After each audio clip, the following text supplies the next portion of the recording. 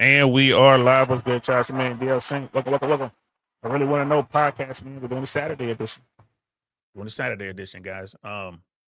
You know how we getting down, man. We just getting out here. We're just throwing as much content as we can at the wall, man, and we're gonna get that going. Today, man, I got my brother Jay Big. So you guys, we decided we're gonna come on here and kind of give a OG take on the Coach Greg Adams, Andrew Wilson debate, slant, argument, whatever you want to call it. And also just kind of, throw our 2 cents in. At least I want to throw my 2 cents in on my thoughts on the manosphere and why it is indeed a mano swamp. And it's really hard for us to help others, it's hard for men to help men in when guys are moving like this. I mean, it is what it is. And I'm not here to police up the mano swamp. I just want to, call it like we see it. This is how it is. We're over here we're fighting when we agree. And that keeps us from moving forward with a cohesive message so we can help everybody. I mean, this thing with Akash Singh and his wife, that's really helping dudes because that's bridging the gap between red pill and blue pill. It's bad for Akash that he has to deal with this in such a public manner, but it's good for everyone else. They can kind of learn, it's definitely a teachable moment. Like, hey, this is what's going on. This is why you got to be careful.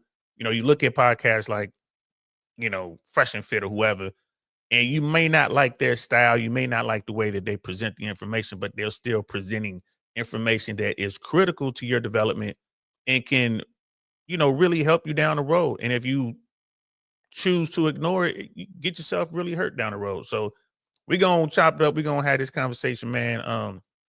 Appreciate you guys checking in with us on a Saturday, man, because I don't normally do Saturdays, but hell, man, let's get into it. And we are live. What's good, y'all? Welcome to the I Really Want to Know podcast, y'all.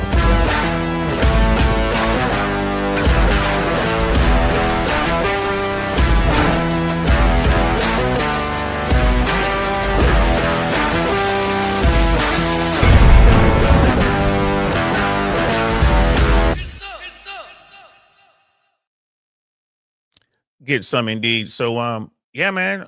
Hope you guys are having a happy Saturday. It's really good weather down here in Tampa. It's wintertime in Florida, which I'm from the Midwest. I know what winter really is. So when people down here in Florida run around talking about it's cold, it's like the perfect weather for me. I'm a big fan of fall and fall fashion and all that. So you get like maybe 4 or 5 days, maybe 2 weeks total when it's cool enough to dress up in fall like stuff, but it never gets cold. But anyway, that's how it is down here, man. We getting down. And joining us today, man, we got the man, the myth, the legend himself in the building, man. Jay Big is with us, man. What is good, bro? Hi, everybody. How are you?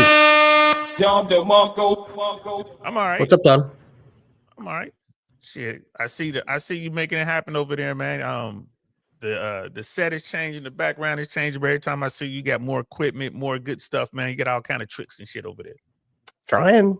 If you're gonna make a big go at this, you might as well do it, right? Yeah, man. What are your thoughts right now? I mean, I know you just getting into it, but I know how you feeling. But let everybody else know out there how you feeling about jumping into this YouTube thing.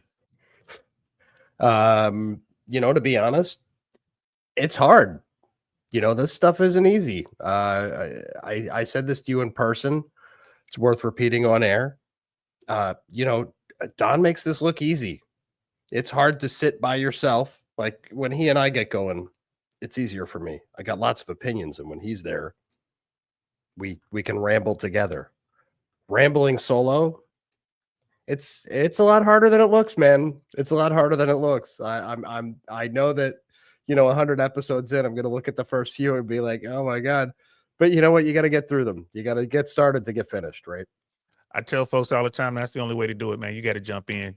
Feet first. You just got to jump in. I appreciate the compliment too, man, because, bro, he ain't lying. And I told you guys, I talk about this all the time, like, hey, man, this YouTube game ain't easy, bro. I mean, just getting monetized, bro, is major.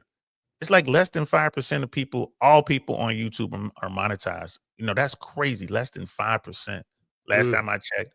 So just to get monetized is a win, huge win. If you don't believe me, just go look at some of these random channels out here, bro. Been around for 10 years and they got like 400 subscribers, 500 subscribers. You know, I mean, bro, I ain't gonna lie, man. It takes a little bit out of you. I can see people getting frustrated when they post a video, especially those videos that they edit. They put so much time into it. They post it and they get like 10 views. You know, that just, it takes the wind out of your sails. But I'm a glutton for punishment, bro. I'm a former paratrooper. I'm a comedian. You think YouTube is sorry, man? Stand up. My God. When you drop your joke and you looking at the person and they looking right back at you, like no smile, no nothing. They just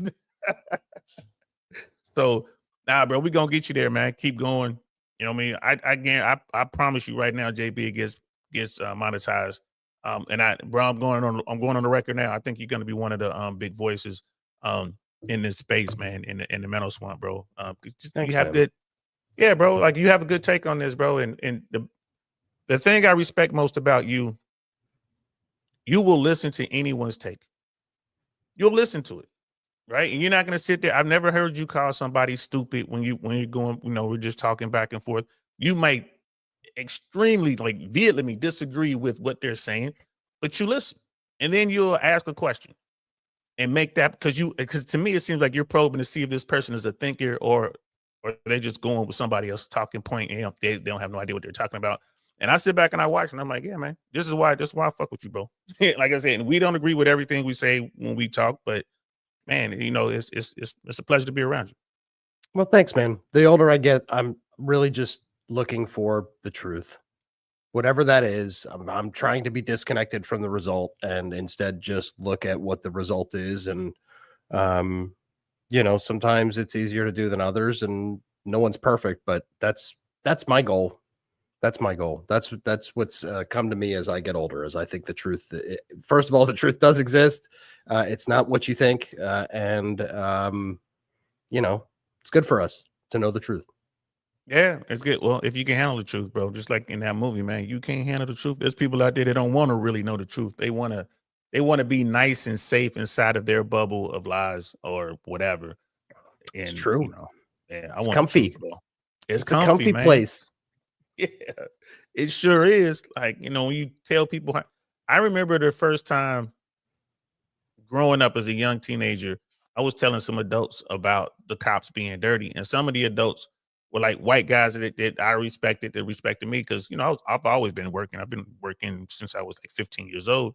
So I would sit around and talk to the grown-ups and tell them like, man, cops are dirty, bro. The cops will do this and do that. Man, they got so mad they didn't want to believe it because it just messed up their little world. And now with cameras, you know, it's funny. I got a call from someone I ain't spoken to in over 30 years. Right? They found me on the internet. Right? So, and it was one of those people. And they're like, hey, man, I just wanted to apologize to you for not believing you. Back in 88, you told me the cops were bad. And I was just like, it's all good, bro. Like, shit, how you doing? It's good to see you still breathing. And you know, it was kind of to catch up. But, you know, it really hurt their feelings, man. And that's, you know, when I look at the guys, the white knights, the blue pill, the mainstream people, whoever you talk about, that's why they push back so violently, I think, against some of the red pill talking points, because they know in their mind, you know, in their reasonable, in their, you know, in their ability to reason, when they hear this, they're like, yeah, they've seen it. They just don't want to accept it. You know what I mean? Yeah. No, I mean, that happens to most people. They get stuck on their team and they see objective facts, but they can't see them. They might as well not be there. They might as well not be there. Anything contrary to their already established thought pattern is immediately rejected for no real logical reason. Whereas like guys like you and I, we might reject something immediately, but it's based on a pretty logical gate that we've developed. That's like, no, that can't be true. Or that's definitely AI, or, you know, whatever that thing becomes. Right. Yeah. And cause I'm that guy. I'm like, you sure? I gotta look at it. Yeah. Are you sure? And Joel beat me over the head with something like, I'm telling you, bro, look, you know what I mean? I'm telling you from experience. I'm like, I don't know, man. But you know, you go on your research, it's like, well, damn, it must be something there, because I'm finding the things that he's talking about. Because we have this technology, I can look it up. It's like, damn, it must be something there, because I am seeing this stuff, and it ain't AI, it ain't fake. This is real. Right. it's like, Right. maybe there's something there. But then, of course, because you just don't want to accept it right away. It's just like, well, let me keep digging. But speaking of that, though, like people being entrenched on their teams or being entrenched in their way, this Coach Greg Adams, Andrew Wilson thing. Well, Mhm. what are your initial thoughts on that, bro? So there wasn't much of a debate, and somehow they managed to make one. They got mad. So they kept getting mad at each other over stupid, small, tiny, idiotic details. But for the most part, it's it's like our current government. The Republicans and the Democrats, they both have the same goal. So like, how different are Greg and Andrew at the end of the day? They're both arguing for marriage. They both like marriage. They both want to save marriage. They both think that people in certain situations can and should get married. Yeah, I can't disagree with that. It was weird. I don't know. I thought it was a little weird. How mad they were getting was very strange to me. I didn't understand the vitriol, but whatever. Yeah, because I'm with you on that. Like, yeah, I don't have a problem with marriage. I believe that men or women are better together than they are apart, which is a red pill talking point, by the way.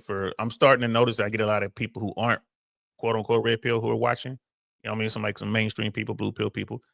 And I like the red pill wants men and women to come together. It's just the red pill wants you to think it all the way through and understand that the game is controlled by the state. So when you do get married, no matter how you get married, the state is the end all to be all. And I think that's where Coach Greg Adams and Andrew Wilson had their first, sticking point. It's like, well, and Andrew Wilson like, oh, we're talking about divorce then. So now he starts to switch it.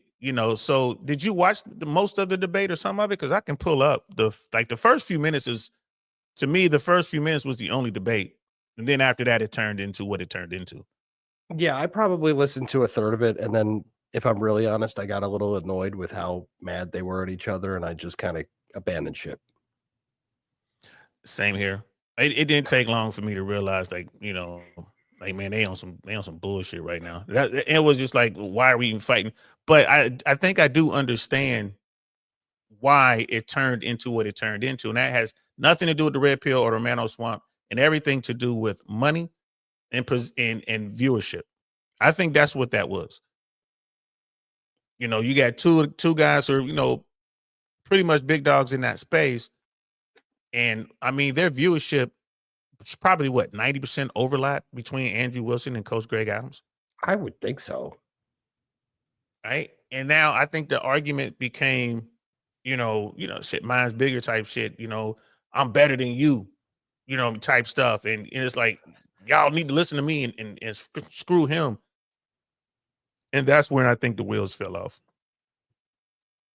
Because, I mean, it was just, my God. At that point, it was just bad. And CGA. Can't let your ego get the best of you.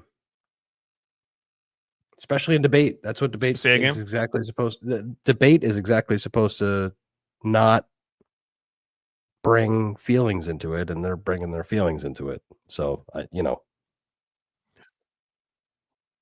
And that's why, I people ask me like, hey, you want to come and debate so-and-so? And my answer is always no. I don't want to debate anyone, but I would love to have a conversation. That's where I am with it. I'm not trying to sit here and sit here and get my notes and get my references and be prepared for a 15-minute block, then a 10-minute, then a 5-minute, and then the back and forth, the rebuttal. A debate is like supposed to be going to court. A debate is like arguing to the Supreme Court your position. That's how debates are supposed to go. Yeah. So, strictly based on arguments. Yeah.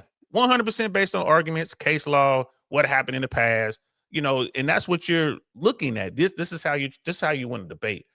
What goes on in the Meadow Swamp, bro, is just arguments.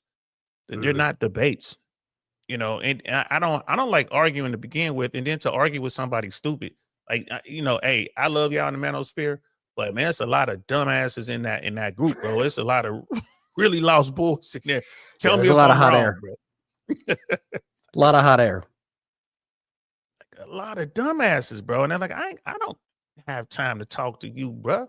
Especially when you look into the eyes and don't see nothing. Like, man, you're truly stupid. Like, I don't want to talk to you. And this is part of it. Like when guys come and ask me for help, this is normally, I tell them this. Like, I'll sit down and talk to them, and even if you're paying me, I'll tell you the same thing. If you're not paying me, I'll look at you, I sit you down, and I'm like, bro, you need to educate yourself, because I can look in your eyes and tell that there's nothing there. Like, you're sitting here calling women stupid. I'm like, bro, you're dumber than she is. Like, at least she's figured it out to a point where, you know what I mean? She's getting money. She's making moves. She's moving, towards her goal. These guys are just sitting around. It's like, bro, what are you doing with your life? And it's like, why should any woman see you, bro? Like, that's literally what they're asking is, what are you doing with your life? What is wrong with you? Like, they don't understand why that's a legitimate question from a woman, because they're too busy thinking that women are stupid. And I mean, there's plenty of arguments to support that women are stupid, but you just screaming about it doesn't make you smart. That's for goddamn sure. Facts. And even my Republican and Democrat friends, like when we talk about stuff, I can argue from either side of the aisle, right? Just like you said, there's tremendous overlap between Republicans and Democrats, but it's the stuff that they don't agree on when they the wheels come off.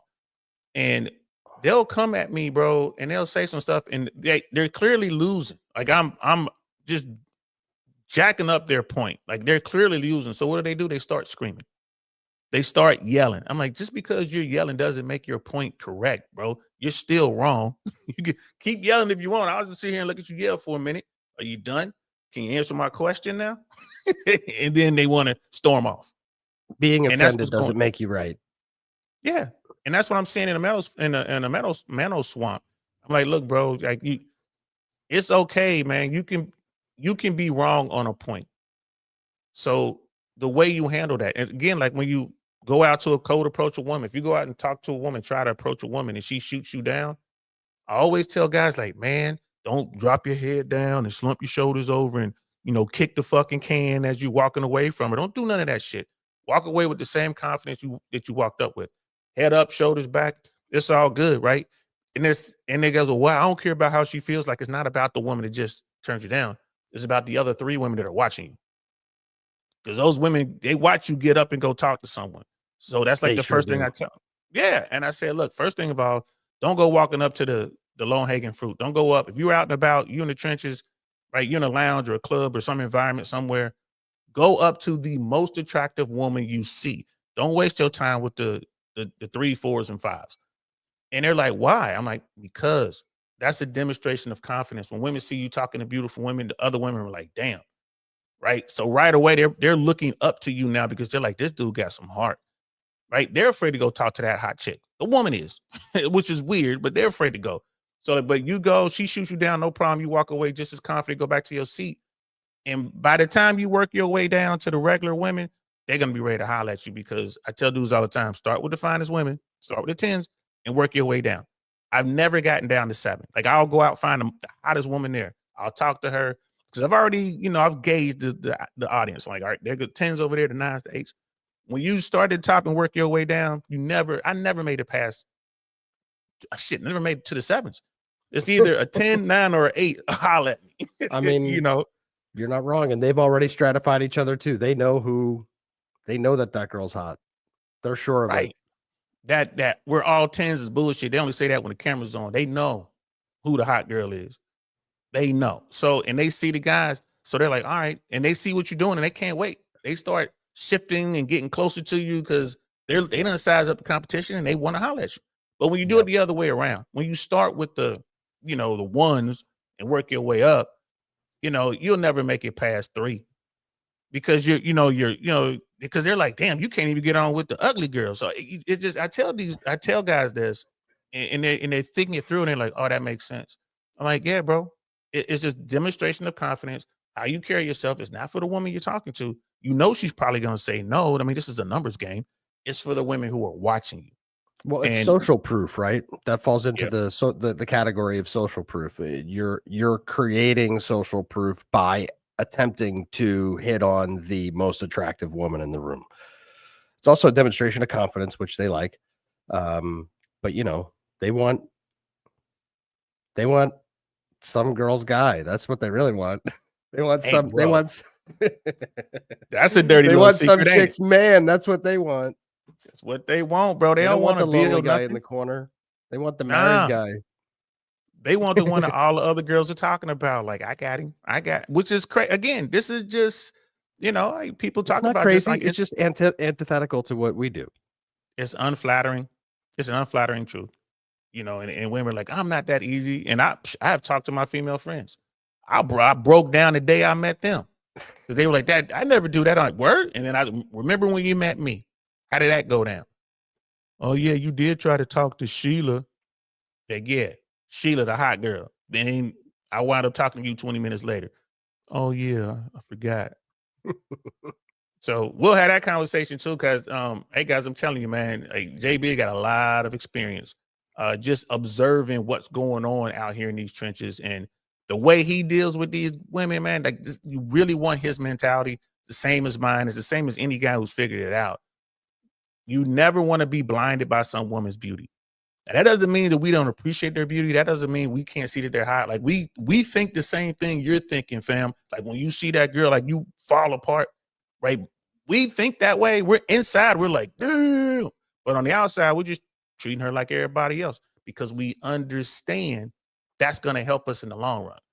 Like, man, I've seen JB, like, just take care of business. Like, bro, just shut them down. And it's hilarious. And he shuts them down, and then they start chasing him. And I mean, every time, it's like every time, like clockwork.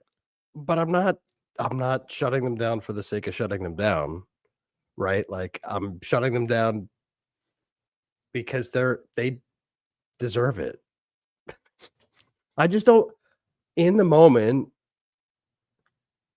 I don't like to put up with a lot of like difficulty, and I don't know. I have developed a mode of calling out what's happening in the moment, and it's very successful. It doesn't make people mad, and it establishes like what's going on. Like, if you hear me stutter, you're 2 seconds later, you're going to hear me go, yeah, and I'm stuttering about it. Like, I acknowledge that I stuttered because I heard it and I didn't like it. So I might as well just call attention to it. And that's really called holding frame. It's probably the most difficult part of being a successful guy. And it's all the time. You got to hold frame. It's very difficult. But once you program yourself to do it all the time, it's second nature. And just think of that movie 8 Mile with Eminem, right? When he get that final battle rap scene, he just said, he told all his dirt. And the guy that's just rapping against him had nothing to go with because Eminem just put it all out there. That's what J Big is talking about right now. Yeah, basically. So I found so Coach Greg Adams has the whole debate on his channel. And this will be linked in the description below, guys. I haven't linked this particular video we're about to watch right now, but the other video we're going to cover is linked in there. So this is the actual debate. Digital Social Hour brought CGA and Andrew Wilson on, and it was funny because CGA has said more than once that he's gone on people's platforms, to do an interview. He'll get there, and then they'll say, "Oh, we have so and so that's going to be here to kind of, talk about the other side." And then Greg Adams is like, "What?" It's like, "Yeah, we just thought you guys could debate."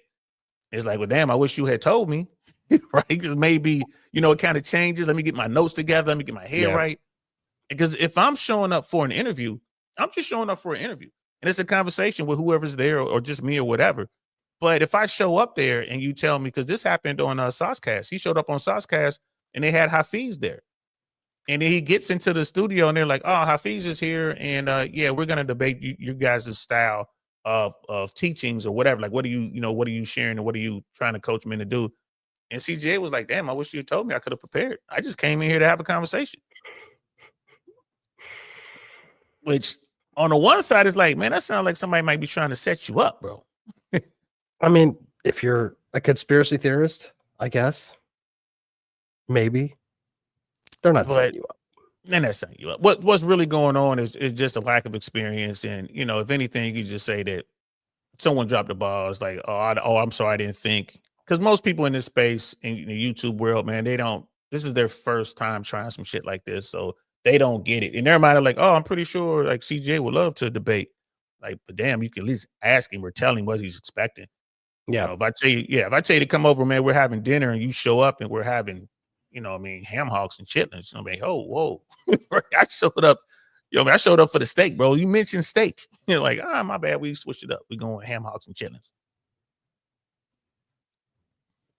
So, have you ever had ham hocks and or chitlins, bro? Chitlins, yes. Ham hocks, no. Oh God, I hate chitlins, bro. I hate chitlins. And like in the Latin world, isn't menudo like something similar to that? I'm not sure. I think it's something to do with the fat lining of the stomach of the pig or something. I don't know. Like It's people talk about, isn't it? I think it's the intestine, isn't it?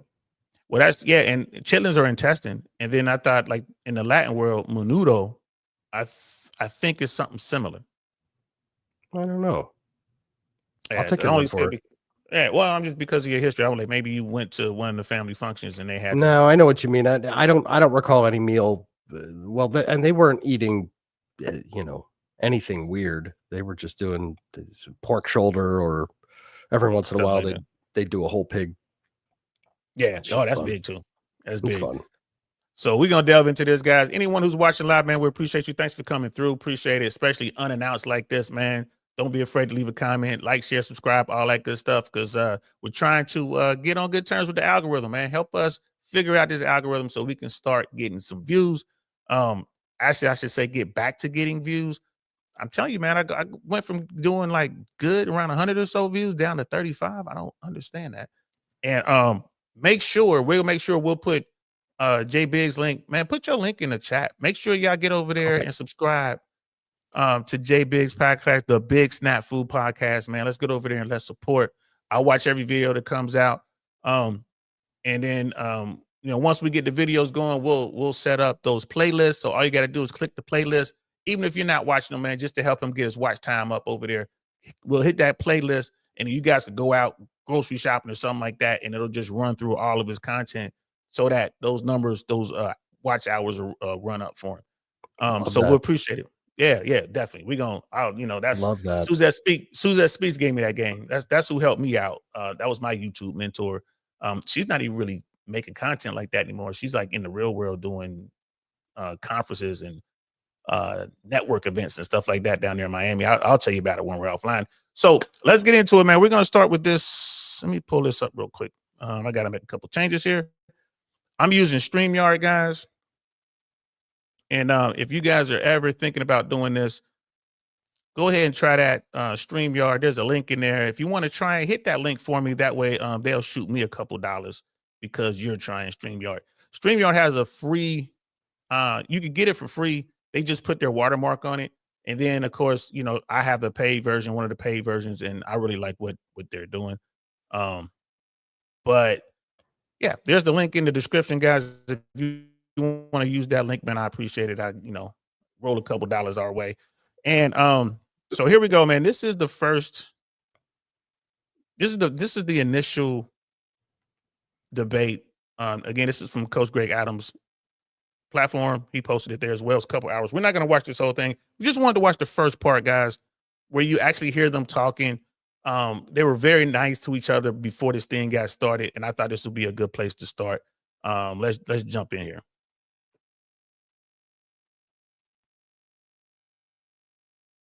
If you need. He looks straight. Yeah. I'll tie it. Jack. Yeah, just some soda water, bro. See why you guys are close now. That's funny. Dude pulled up in a hoodie. Yes, he did. Yeah, bro. Like this part, I would have. Yeah, he was calling you out. Yeah. I don't think I would have put this out. I would have started with a debate. Like, what was that? Well, I think it's the live stream, right? And they're just But I've been wearing them. not trimming it. recently. Okay. Right? Just leave it live. They're like, whatever. You even That's my got the guess. like nice kerchief, you know. And the scarf. I Man. feel like that really ties the whole thing together when you have the little kerchief, you know. Yeah, I would be like That's a totally barbarian an evil. though, and I would mess it all up because I'd be eating or something. I'd be like, oh, look Oh, at- right, yeah. No, I'd be you're like, not supposed oh, to use it. Yeah. there's a napkin right here in my pocket. Whoa, why didn't I think of that? Have some respect and take that baseball cap off. Already. They already in there. They live. Yeah. I wonder, can they hear us? Can- You muted? Yeah, they can hear us. Yeah, us? can you- Okay. Or can you Coach tell Gang. can you tell them that I just wanted to cover the hair so that we were even? Damn. Shot. Yeah. Shots fired. I got the chrome dome. So with this, bro, just looking at this, they sound like they're old friends. They sound like they've been kicking it, having, cigars and, whiskeys or whatever. Like how this is I don't this know. is weird, man. This is why I believe that once they started firing shots at each other, I don't maybe it was just personal, but I'm thinking like maybe it was them. You don't trying think to this sounds steal mildly market share or confrontational? something. What are your thoughts? You don't think this sounds mildly confrontational? I thought I'm thinking. To me, it just sounds like just breaking the ice banter. Just kind of, what's up, man? Hey, man. I don't know. You Calls might that be right. kerchief You and might be napkin, right, bro. right? He's like, you got a napkin in your pocket. I don't know. I think I'd pull my napkin out. Oh, And yeah. then And then the he shots gets about the the hat hair. comment, right? And then he's like talking about having now we're even because I'm covering my hair. Like I'm showing you that I got hair and you don't. Yeah, I don't like know. hoodie versus suit. Like why you got a suit on? It's like because I'm a grown up. Why you wearing a fucking hoodie? It's just weird. You It's know all what? right. I think you're right. I think you're right. I think I missed that. I think I missed it. I think It's an you're right. undertone. Yeah, kind of like almost passive aggressive type energy. Not almost. 100% passive aggressive. Yeah, I'm going 100% passive aggressive there. Okay. So they didn't like each other then. Apparently not. I didn't catch it the first time. I wasn't really listening at that point. I think I like fast forwarded. I like click my way to something when they started actually debating about something. But this is very interesting. Okay. Okay. I'm gonna jump back in there. We got brother Dino Dinosaur in the building. What's good, fam? Yo, Jay Big, this brother right here, one of my day one guys. He's over in UK in London. So always up on politics, man. He's definitely in our politics, he's definitely, liberal. But man, brother Dino, man, I really appreciate you, man. He's always commenting, always jumping in there.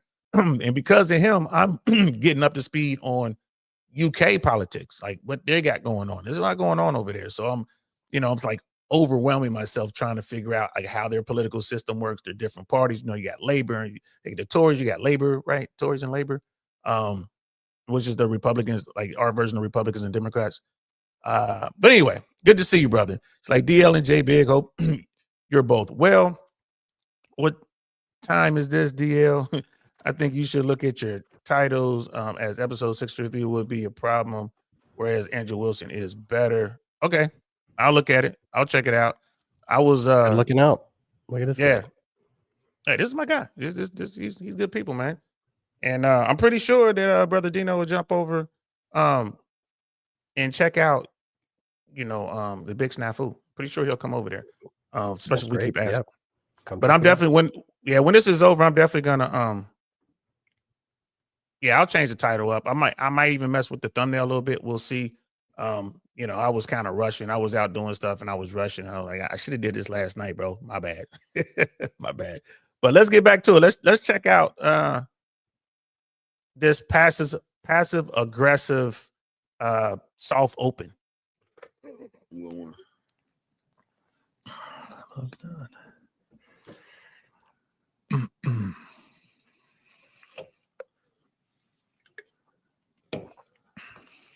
Yeah, man. I don't know if I would do that at the beginning of my live. I'm gonna go live when we're ready. You know what I mean? All Like, people in chat are gonna be pissed off at me. Coach Bald. They're gonna be like, "That's mean."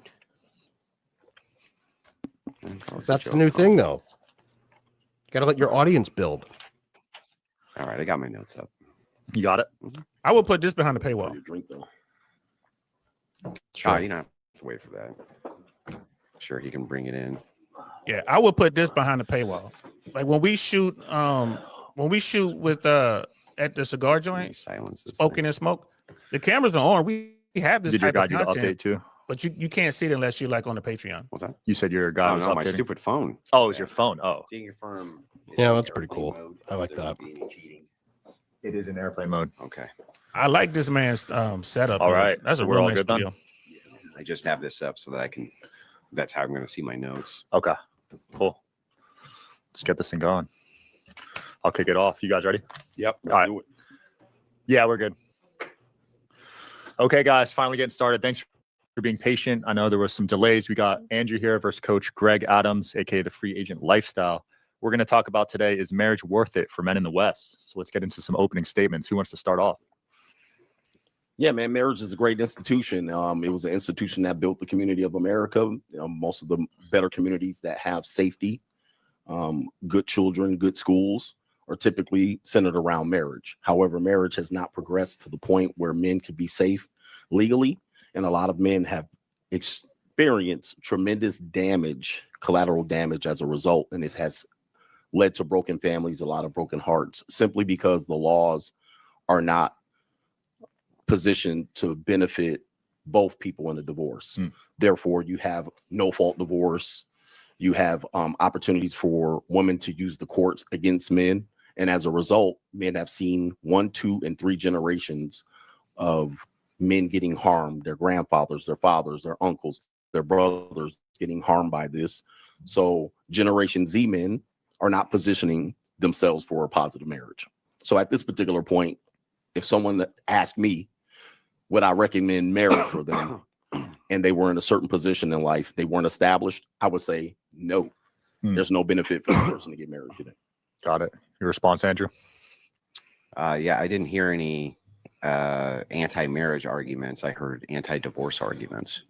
So I'm with you on divorce, 100%. Stream over. And I guess we agree. but it's a good thing that the topic isn't on divorce, it's on marriage. And it seems like you agree with my proposition then. And the proposition is that marriage, quote, is a great institution. Yep. And that right now your concern is that men can't be safe in marriage, but that's not actually what you're saying. You're not saying men can't be safe in marriage. They can. You're saying that they may not be safe in divorce. So I have a counter proposition for you. So can we stop? Can we pause it there for a moment, bro? What's your take already? Like, men can't be safe in marriage. They can't be safe in divorce. This is where it comes off the rails for me. They both agree that the problem in the West, in America, there's a problem with the institution of marriage, and that is because the state's involved. It really has nothing to do with the church, in my opinion. What's your take on this, bro? So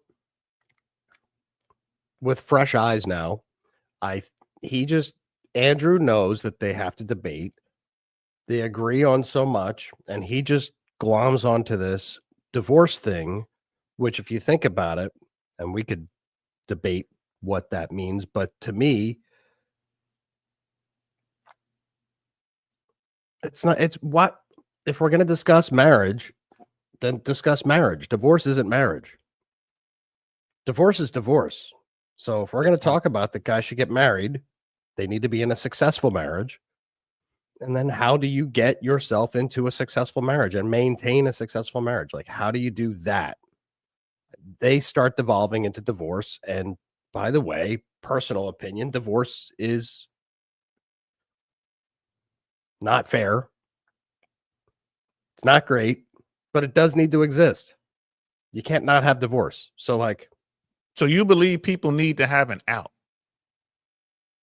when it comes to marriage? Like, you believe divorce should exist? Yeah, I do.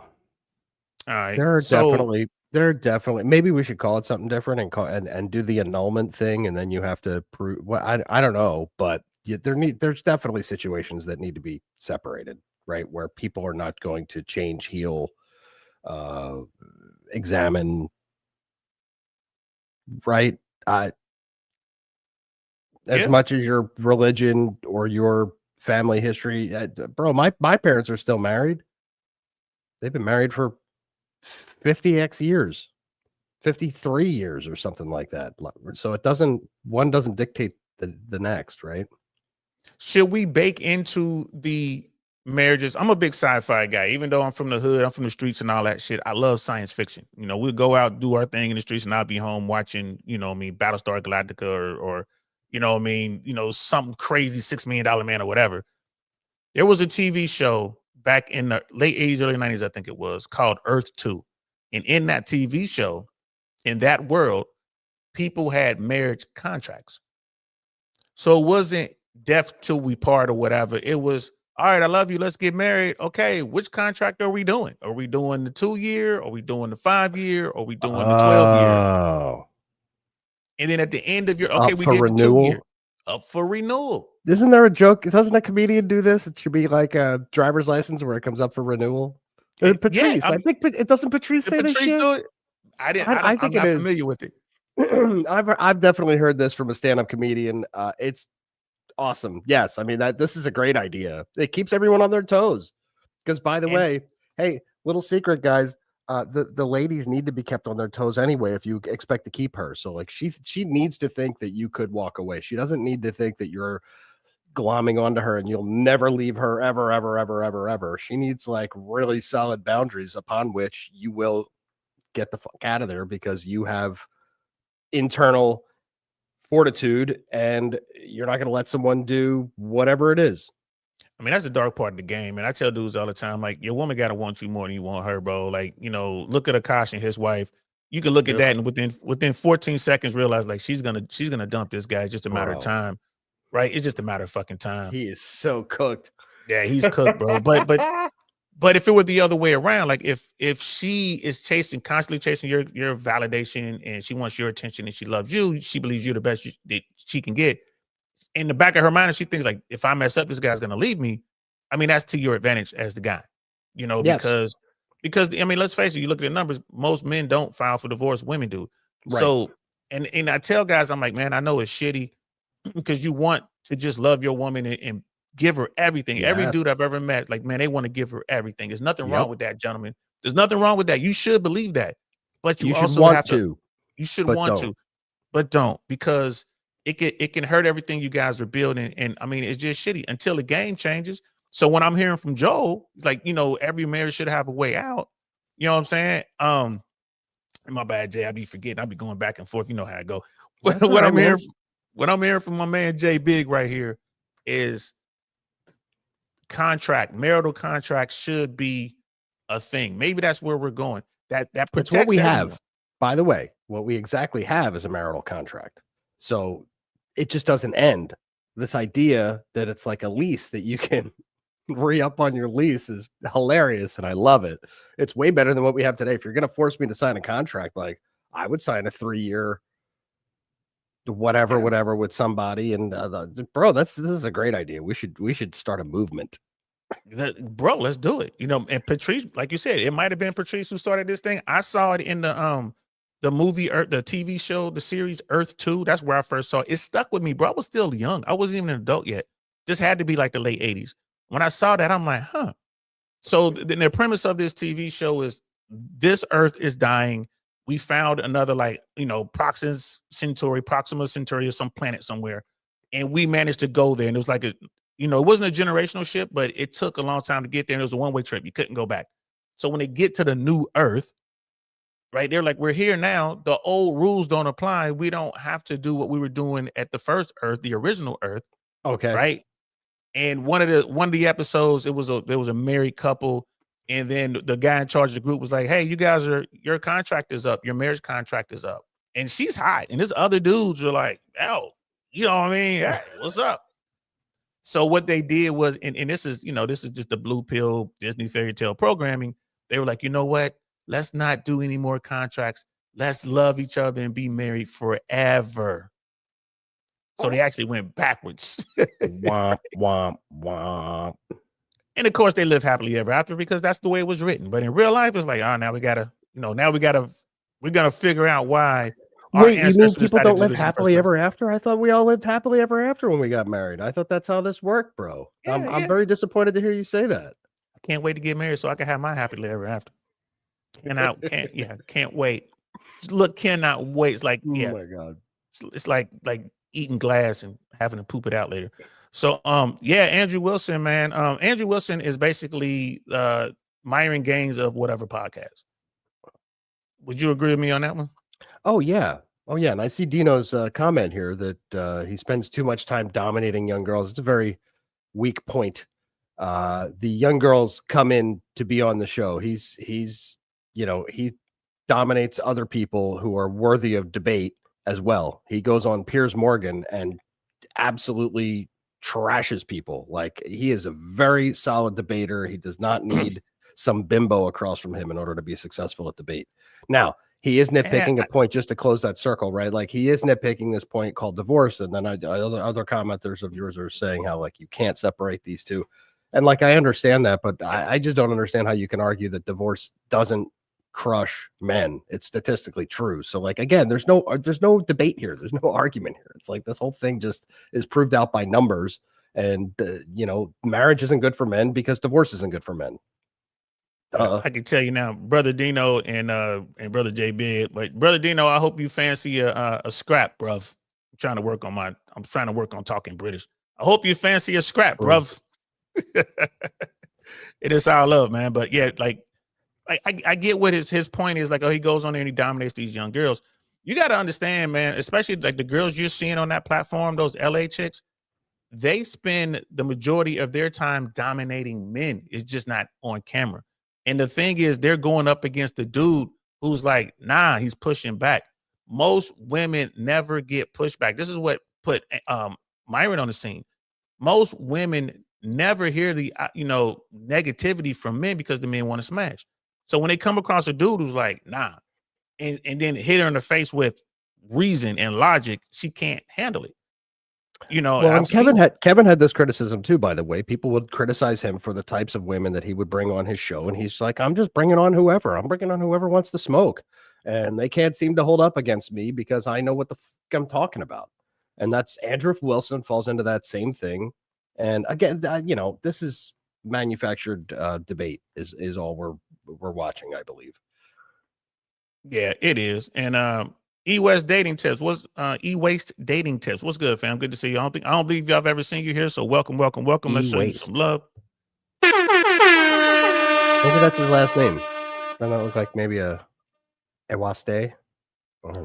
Ewaste, that's probably what it is. He's probably checking in from Africa, bro. I probably mess it up because when I see people's names, I'm like, okay, is that their real name, or am I supposed to read E-Waste, or is it Ewaste? Like you said, like, what am I supposed to read here? Because it goes on to say dating tips. So I don't even know. So forgive me, brother. Forgive me, brother. Let me know how to pronounce your name if I'm pronouncing it wrong. I'm sorry. I'm square me away. Married single mother, but I am not going to take care of another man child. Package deal. What? Yeah, and again, we got people where English isn't their first language. I see. So got it. Yeah. English is my second language. Apparently, I got it. It was pretty clear. I don't know. I scrambled. I read the second half first, which isn't the way to go. And it's all good. And this is what I like about this technology. We can have these conversations, bro. And just, people who've never been here before, bro, we encourage open debate, man, open dialogue. Say what you want to say. It's all good. You know what I mean? Be respectful, because you never know. You might see me one day. So nope, this is where we disagree. Be disrespectful. I'm fine with it. Be disrespectful to him. Where's my hand? Where's my camera? I'm out of frame. Expect it back. You will be treated in kind. Like I said, man, you never know. You might come across me. We got Miss AKA ladies in the building. What's good, sis? What's good, sis? It's all good. So my thing, and I mean, if you're gonna get me on the record, I'm definitely anti-marriage as the way we do it here in America right now. I'm anti-marriage. My thing is, if you want to be with someone, you guys should be able to do what you want to do. The state has no business getting involved, because like Jay was saying, they will come and someone's gonna get hurt. And when you look at divorce and family court and child custody and alimony and child support, someone is going to get hurt. Usually everybody. Yes, everyone gets hurt, but financially, someone's going to get smited. Historically, it's been the men, but now women are starting to feel the pain. They are. right? Because you got women who are doing really well, get divorced, go through the process, and they get hit with alimony, they get hit with child support, they lose their home, they lose half of their financial holdings, they lose half of their retirement, right? They lose the kids, they wind up with weekends or daggett. And when that happens, what do? They go out and they cry about and they get mad. The difference between men and women, the women will organize, get together, and do something to change the laws. Men just grin and bear it, right? So that's just what it is. Aren't we? We're good at it though. Yeah. We grin and bear it, but like, I'm saying I do believe that's a good quality. No, I think grinning and bearing it is a good quality in a relationship if you're married to a healthy person. Right? Because 20 years, let's pretend, let's all go into a magic world. Wish I had the sound effect where you are married for 20 years. Yeah. You're married for 20 years and you really love that person, 25 years, 30 years. You at least went through 5 things in that time, probably a lot more, that were super fucking annoying, that really made you consider divorce, that even if you just wanted to scream about it and you weren't really going to get divorced, whatever it was, you had 5, you definitely went through 5 things. So sticking it out was like a good thing, because now you're 25 years in and you're like, oh my God, I still really love this person. Boy, when we had small children, that was really fucking hard.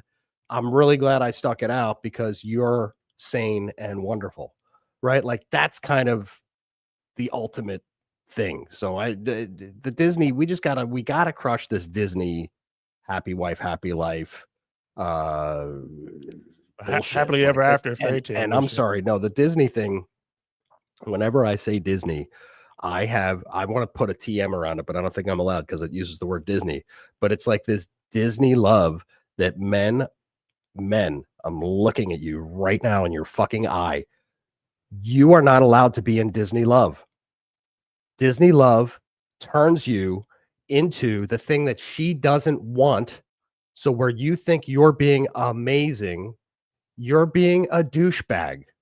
You don't get Disney love. She gets Disney love with you. If you can find a girl that's in Disney love with you, you won the game. Okay. But the minute that you start to mirror that, she's not going to like that. She wants to think that she could lose you because you're so amazing. And no one that's doting on anyone else is so amazing. Unless, again, there's like a 5% where this can happen and you can have this. But if you start aiming for that, you're never going to get it because it barely exists. That right there is fire, guys. I hope y'all were listening and paying attention. That's a Don DeMarco, bro. So, and it is e-waste. It is e-waste, by the way, e-waste dating tips. Oh, okay. Brother, make sure you hang around, because I get what you're talking about, being emasculated and all that kind of stuff, talking about Andrew Wilson. Make sure you don't go anywhere. You're gonna like the second half of this episode. We got the video that you're thinking about. We got that video loaded up. Jay doesn't know anything about it, and I haven't seen it. You promised me not to watch it. We talked about it for 2 seconds, and I said okay, and I haven't watched anything. So it really is, and the co-parenting and all that.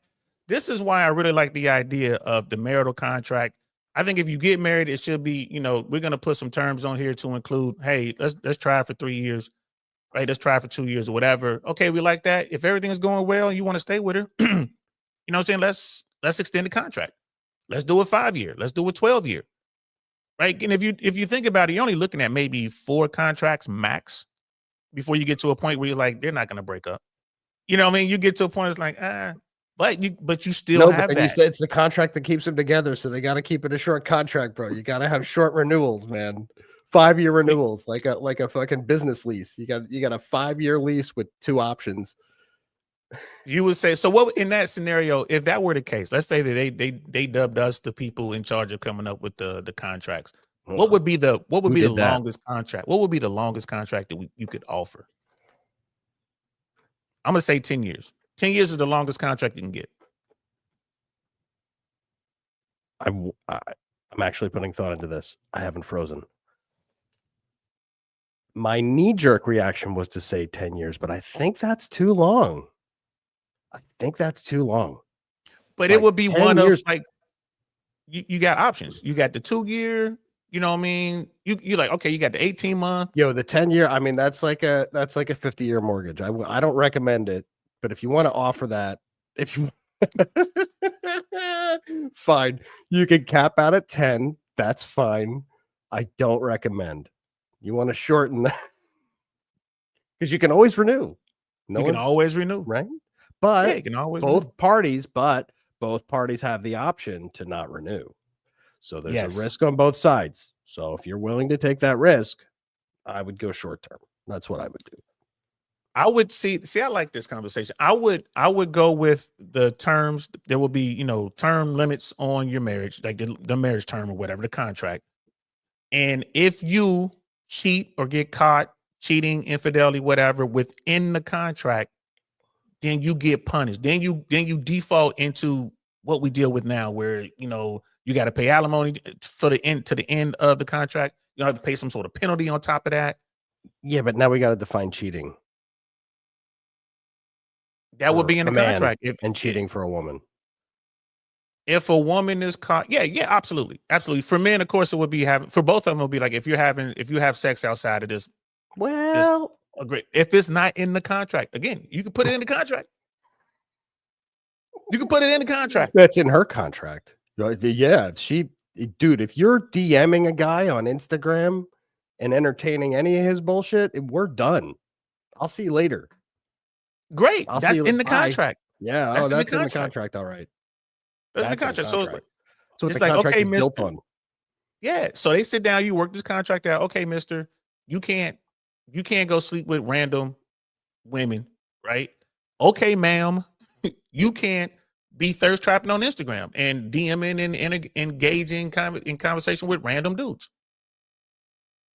And if you do, you're in breach of contract. And you have to pay a penalty. Penalty. You're in breach of contract, you got to pay X. What if it was like 3 whips in public? Like, what if it's like I ain't on that, man. Some people like that, bro. That'll turn into something else, bro. That's a good point. I didn't even think about that. They be in there trying to get whipped in public. No, we don't want to do that. Bleeding from the back and they're enjoying it. I mean, I guess. I would say this. I'm not into that. I would say this. When you enter the contract, both parties would have to pay X amount of dollars. Let's just make up numbers here. Both parties would have to pay $25 to be held, $25,000 to be held in escrow. Right? So it's $50,000 there. Okay. And at the end of the like if you breach the contract, right, you have given up your $25,000 or whatever that number is. So they catch you, the other party gets the $25,000. The contract is over. Right. And you're not, and you don't have to give anything else. What you're saying, it doesn't matter what you've amassed, what your things are, everything else gets split down the middle.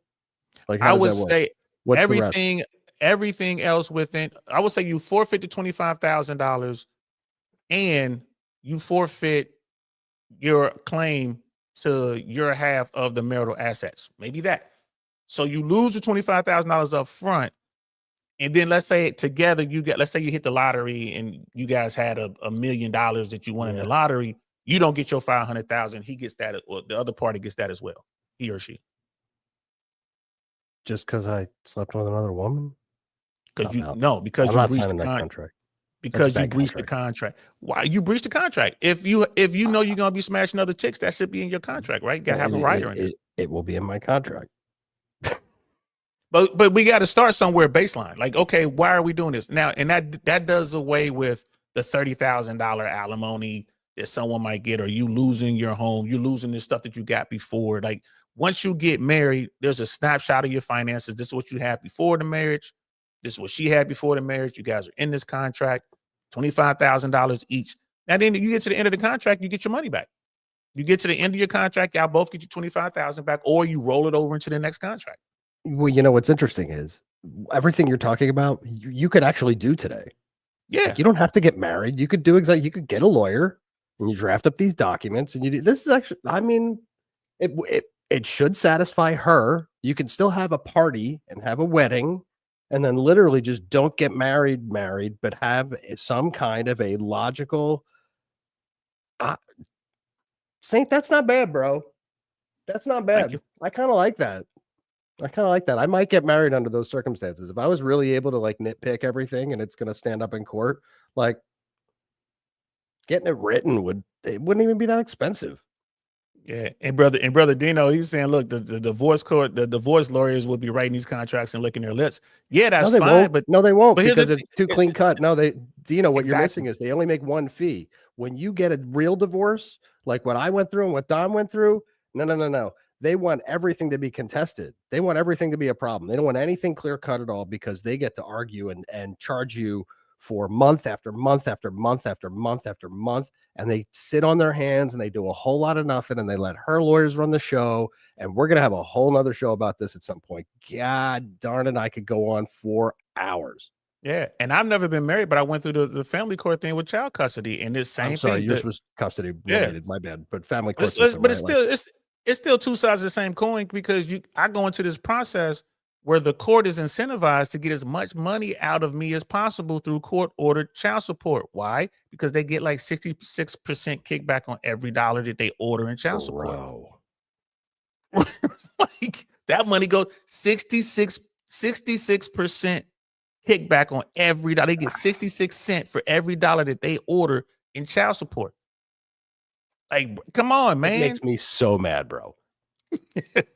And if you don't believe me, look it up. So I had mad. people that didn't believe me. That's the one I love shooting that information to them. Like, look it up, bro.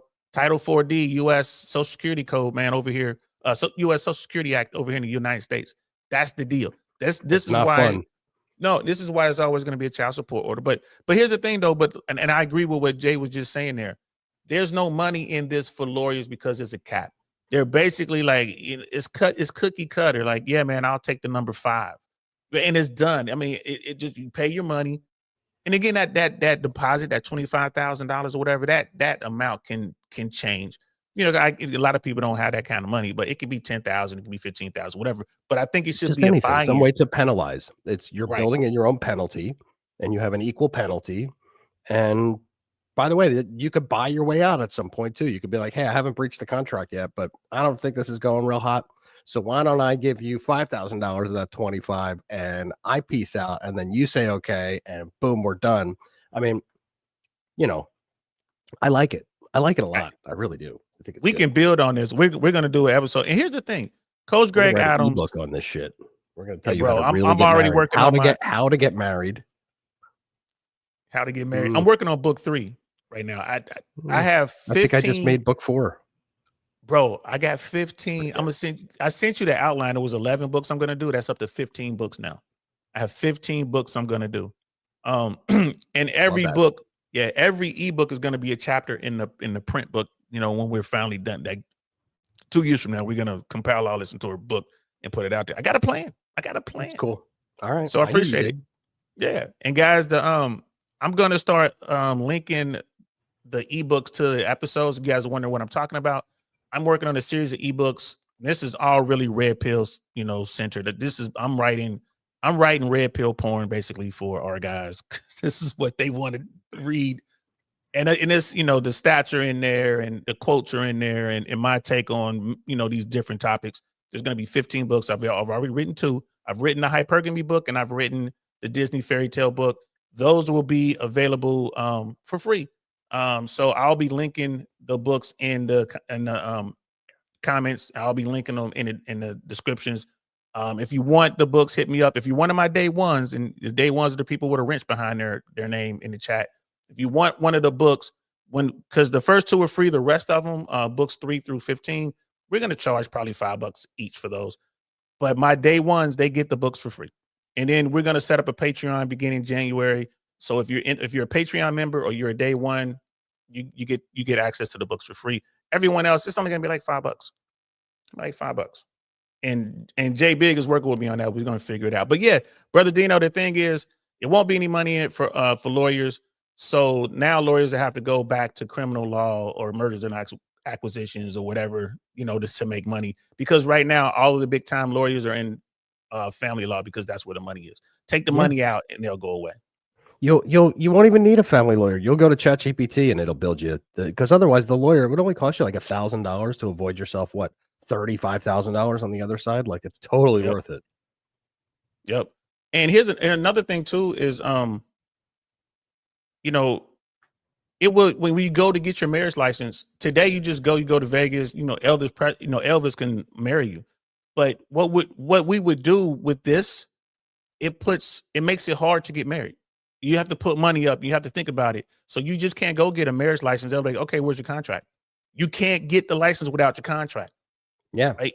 Even if your contract is just like, well, we don't have a contract. All right, here's the default contract. Sign this. This is for 16 months. Right? This is for 16 months. It's $500 each. I mean, you guys give me $500 each. I'm pretty sure the simpy dude is gonna pay the whole $1,000, pay her $500. Right? It's 18 months. Don't worry about Yeah. it, honey. I love you, honey. It's I love 18 you so months. much. Whatever you Right. want. So you do that, right? It's like it's 18 months, and then you can renew or whatever. But it would, like, you can't get married without the contract. I don't know why we don't do that now. You should not be able to get married in America without a prenuptial agreement. You shouldn't. It shouldn't be allowed. But this is how they get their money. Miss AKA lady, she's saying women do love men who are consistent, considerate, and loving. That's why the RP message is dying. Sister, ain't dying, is growing right now, to be honest with you. It's not dying. There's more and more people getting into it. Dying because men realize that hard handling women don't get you a healthy relationship typically. So can I guess, is she a regular fan of the show? Yeah, she's a day one. She's got a wrench behind her name. She's a day one. In fact, she's come to my comedy shows. We didn't get a chance to come down to Trellis, but she's been like to a couple cigar lounges here in Tampa. Like, she's good people, bro. You will see her. You will see Miss AKA lady. So whatever you about to say, just keep in mind. No, it's funny because now I'm reading her other comment too. She just doesn't understand. It's funny. Listen, milady, milady, with all due respect, cheating is very different for men and women. If you have a wonderful man who you love, admire, and respect, he goes on a business trip, he has sex with some woman, and he comes home, you're going to break up with that guy? That's what you're going to do? It would be the dumbest thing you ever did in your whole life. It's not really cheating because men have a biological urge to like do this thing. I know that you're not happy about it, but that doesn't make it any different. That's what happens. However, you should be focused on your man if you really love him, and we want to be really loved and respected. And if you love and respect your man, you're really focused on him all the time, to the point where you have blinders on and you're not going to be DMing anyone and you're not going to be entertaining anyone's bullshit at the grocery store. It's an instant no, and you move on with your day. If you're not doing that, then you're cheating. The DM is cheating. So we cheat very differently. There's a very different dynamic that happens.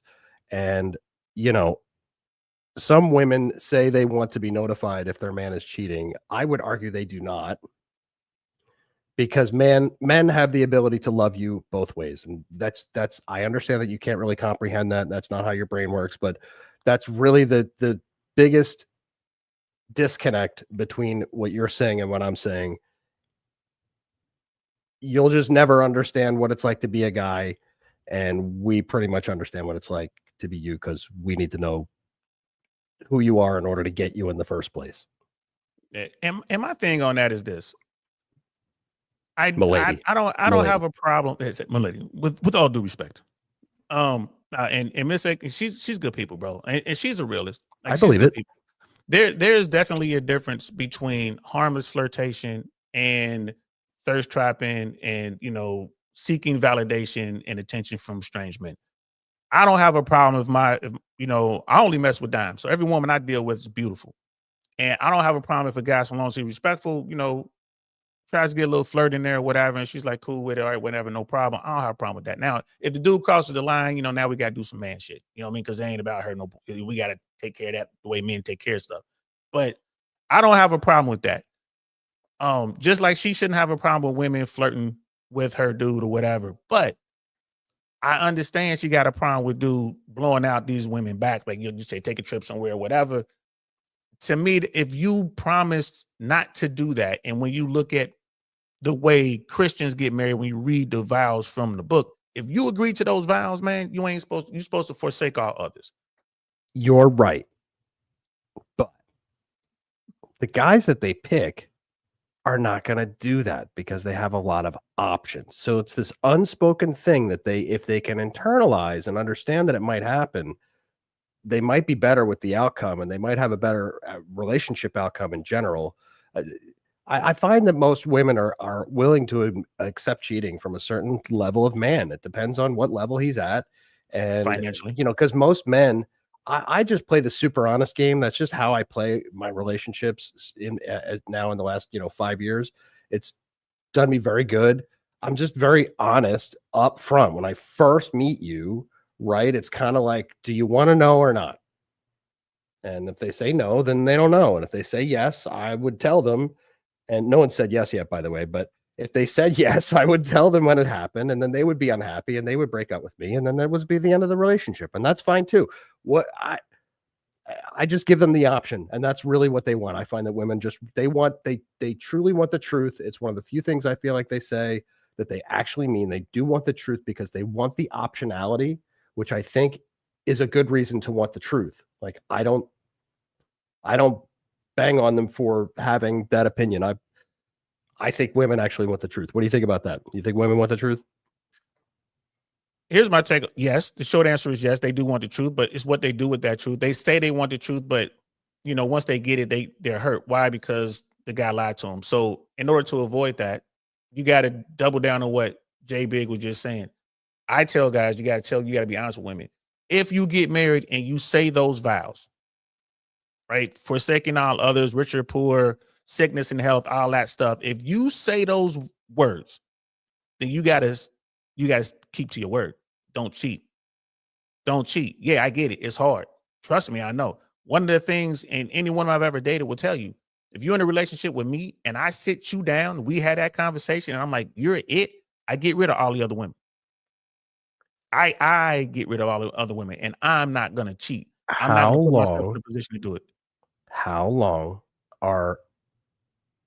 how long is she allowed to not give me any before I get to go somewhere else and get it? Well, let me finish. Both sides got to do what they got to do. She has to do that part, her wifely duties, right? A lot of people don't like to talk about that. So again, this is why you got to have a real long, hard conversation. Look, sit down with her and say, look, shorty, women want me. Hell, your friends are trying to get at me. You know this, right? Like, and I'm committing myself to you basically on the condition that you handle you lift your side of the couch, right?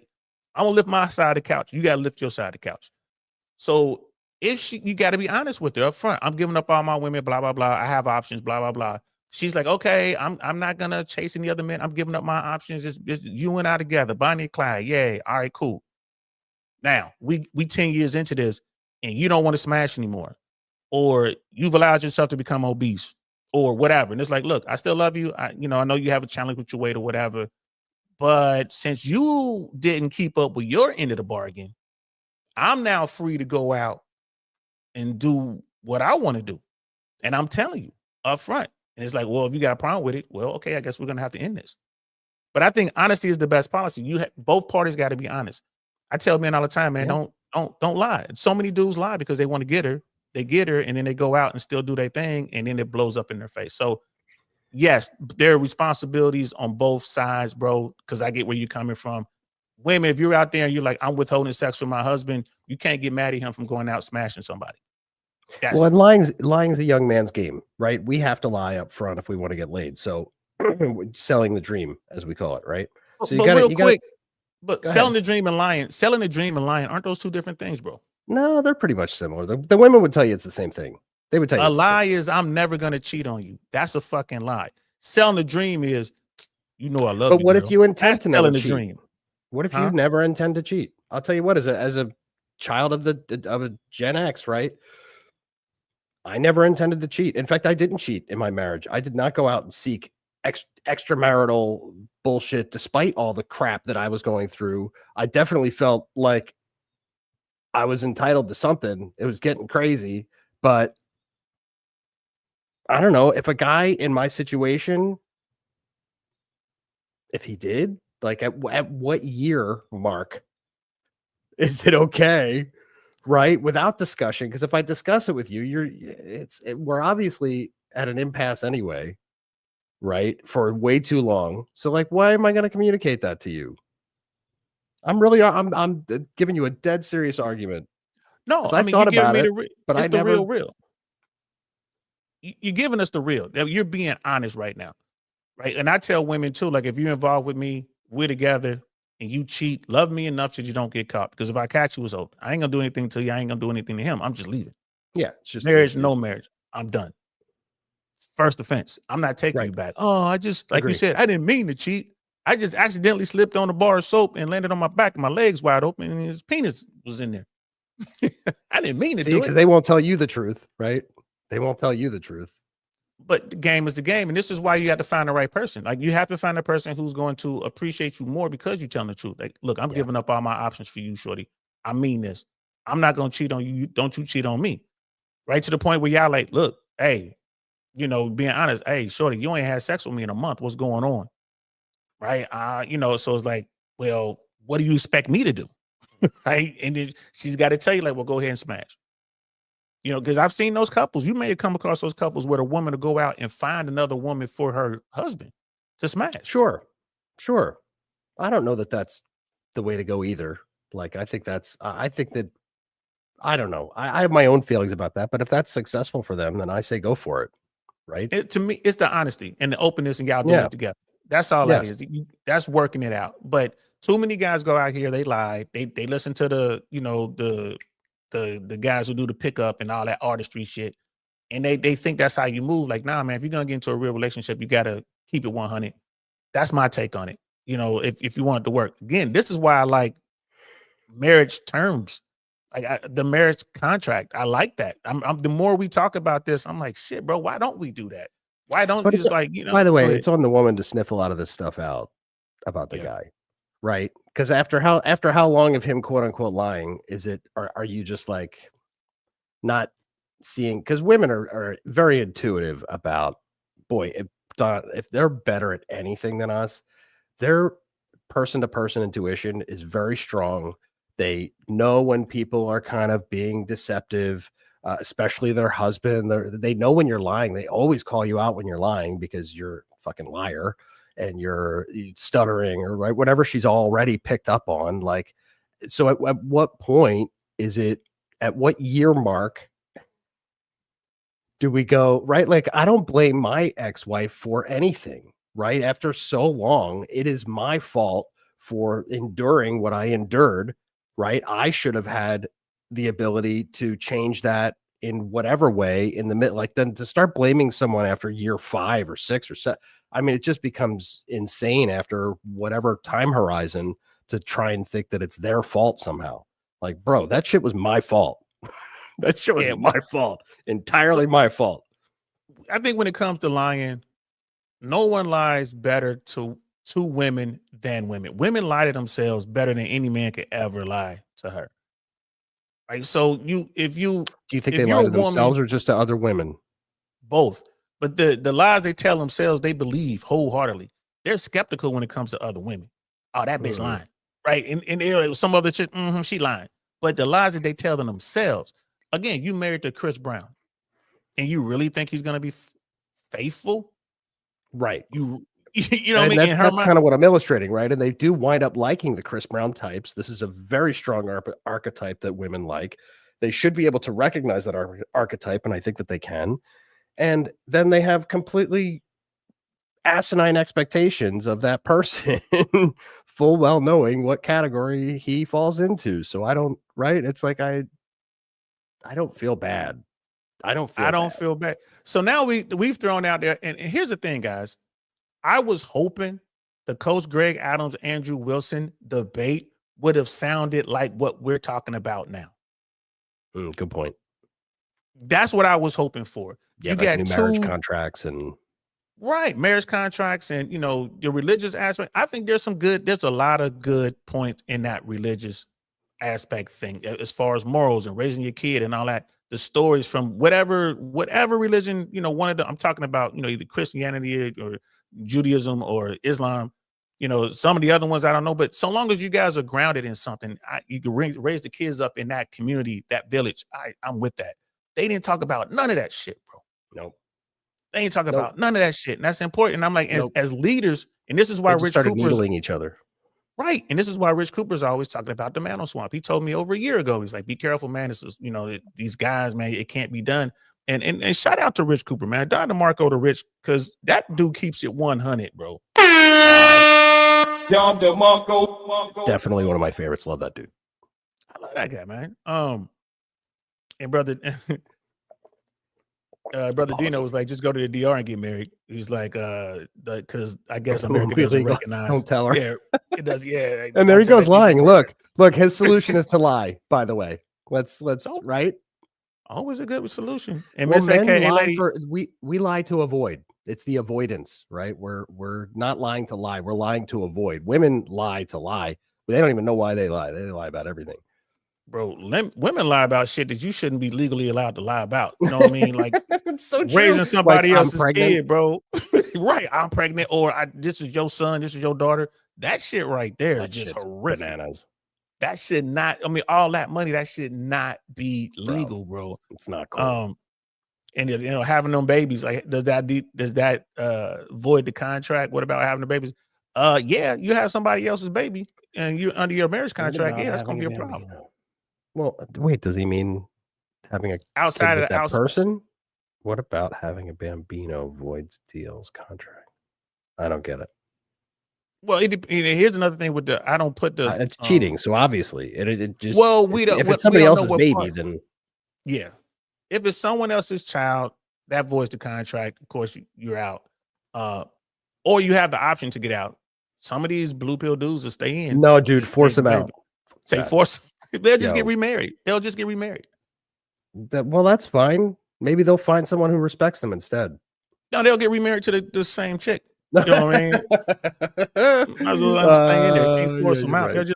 They just get remarried. But okay, you can't legislate morality, right? But I think he's saying if a guy's in the contract, he goes to Colombia, gets a girl pregnant, does that void the contract? Yeah, if she finds out, your wife finds out. Yeah, if she finds out. Yeah, it's definitely gonna void the contract. But I think we should have contract. I mean, if anything, people say, what is it gonna take to get a man to not cheat? People say, well, the fear of divorce. Nah, there's so many people that don't even get divorced. They're still married, they don't live together, they're separate lives, separate homes, everything, but they're still legally married. You know, it's like they're not it's like why should we make them live like that? Shouldn't they have the option to get out? And I think if we had, marital terms, contractual terms, I think men would, like you said, now you got something to lose. It's like, shit, bro, I like this, man. I got 4 more years on my contract, man. I ain't messing with this girl. You know what I mean? Or at baseline, at least put a condom on. You know what I mean? I mean, men are only, Chris Rock had it. Men are only as loyal as their options. So if you want a man who's not going to cheat, find a man who has no options, because most men who have options will wind up exercising one of those options eventually in a situation. It's just going to happen. I'm sorry to say that I didn't cheat because I didn't have any. I had no options.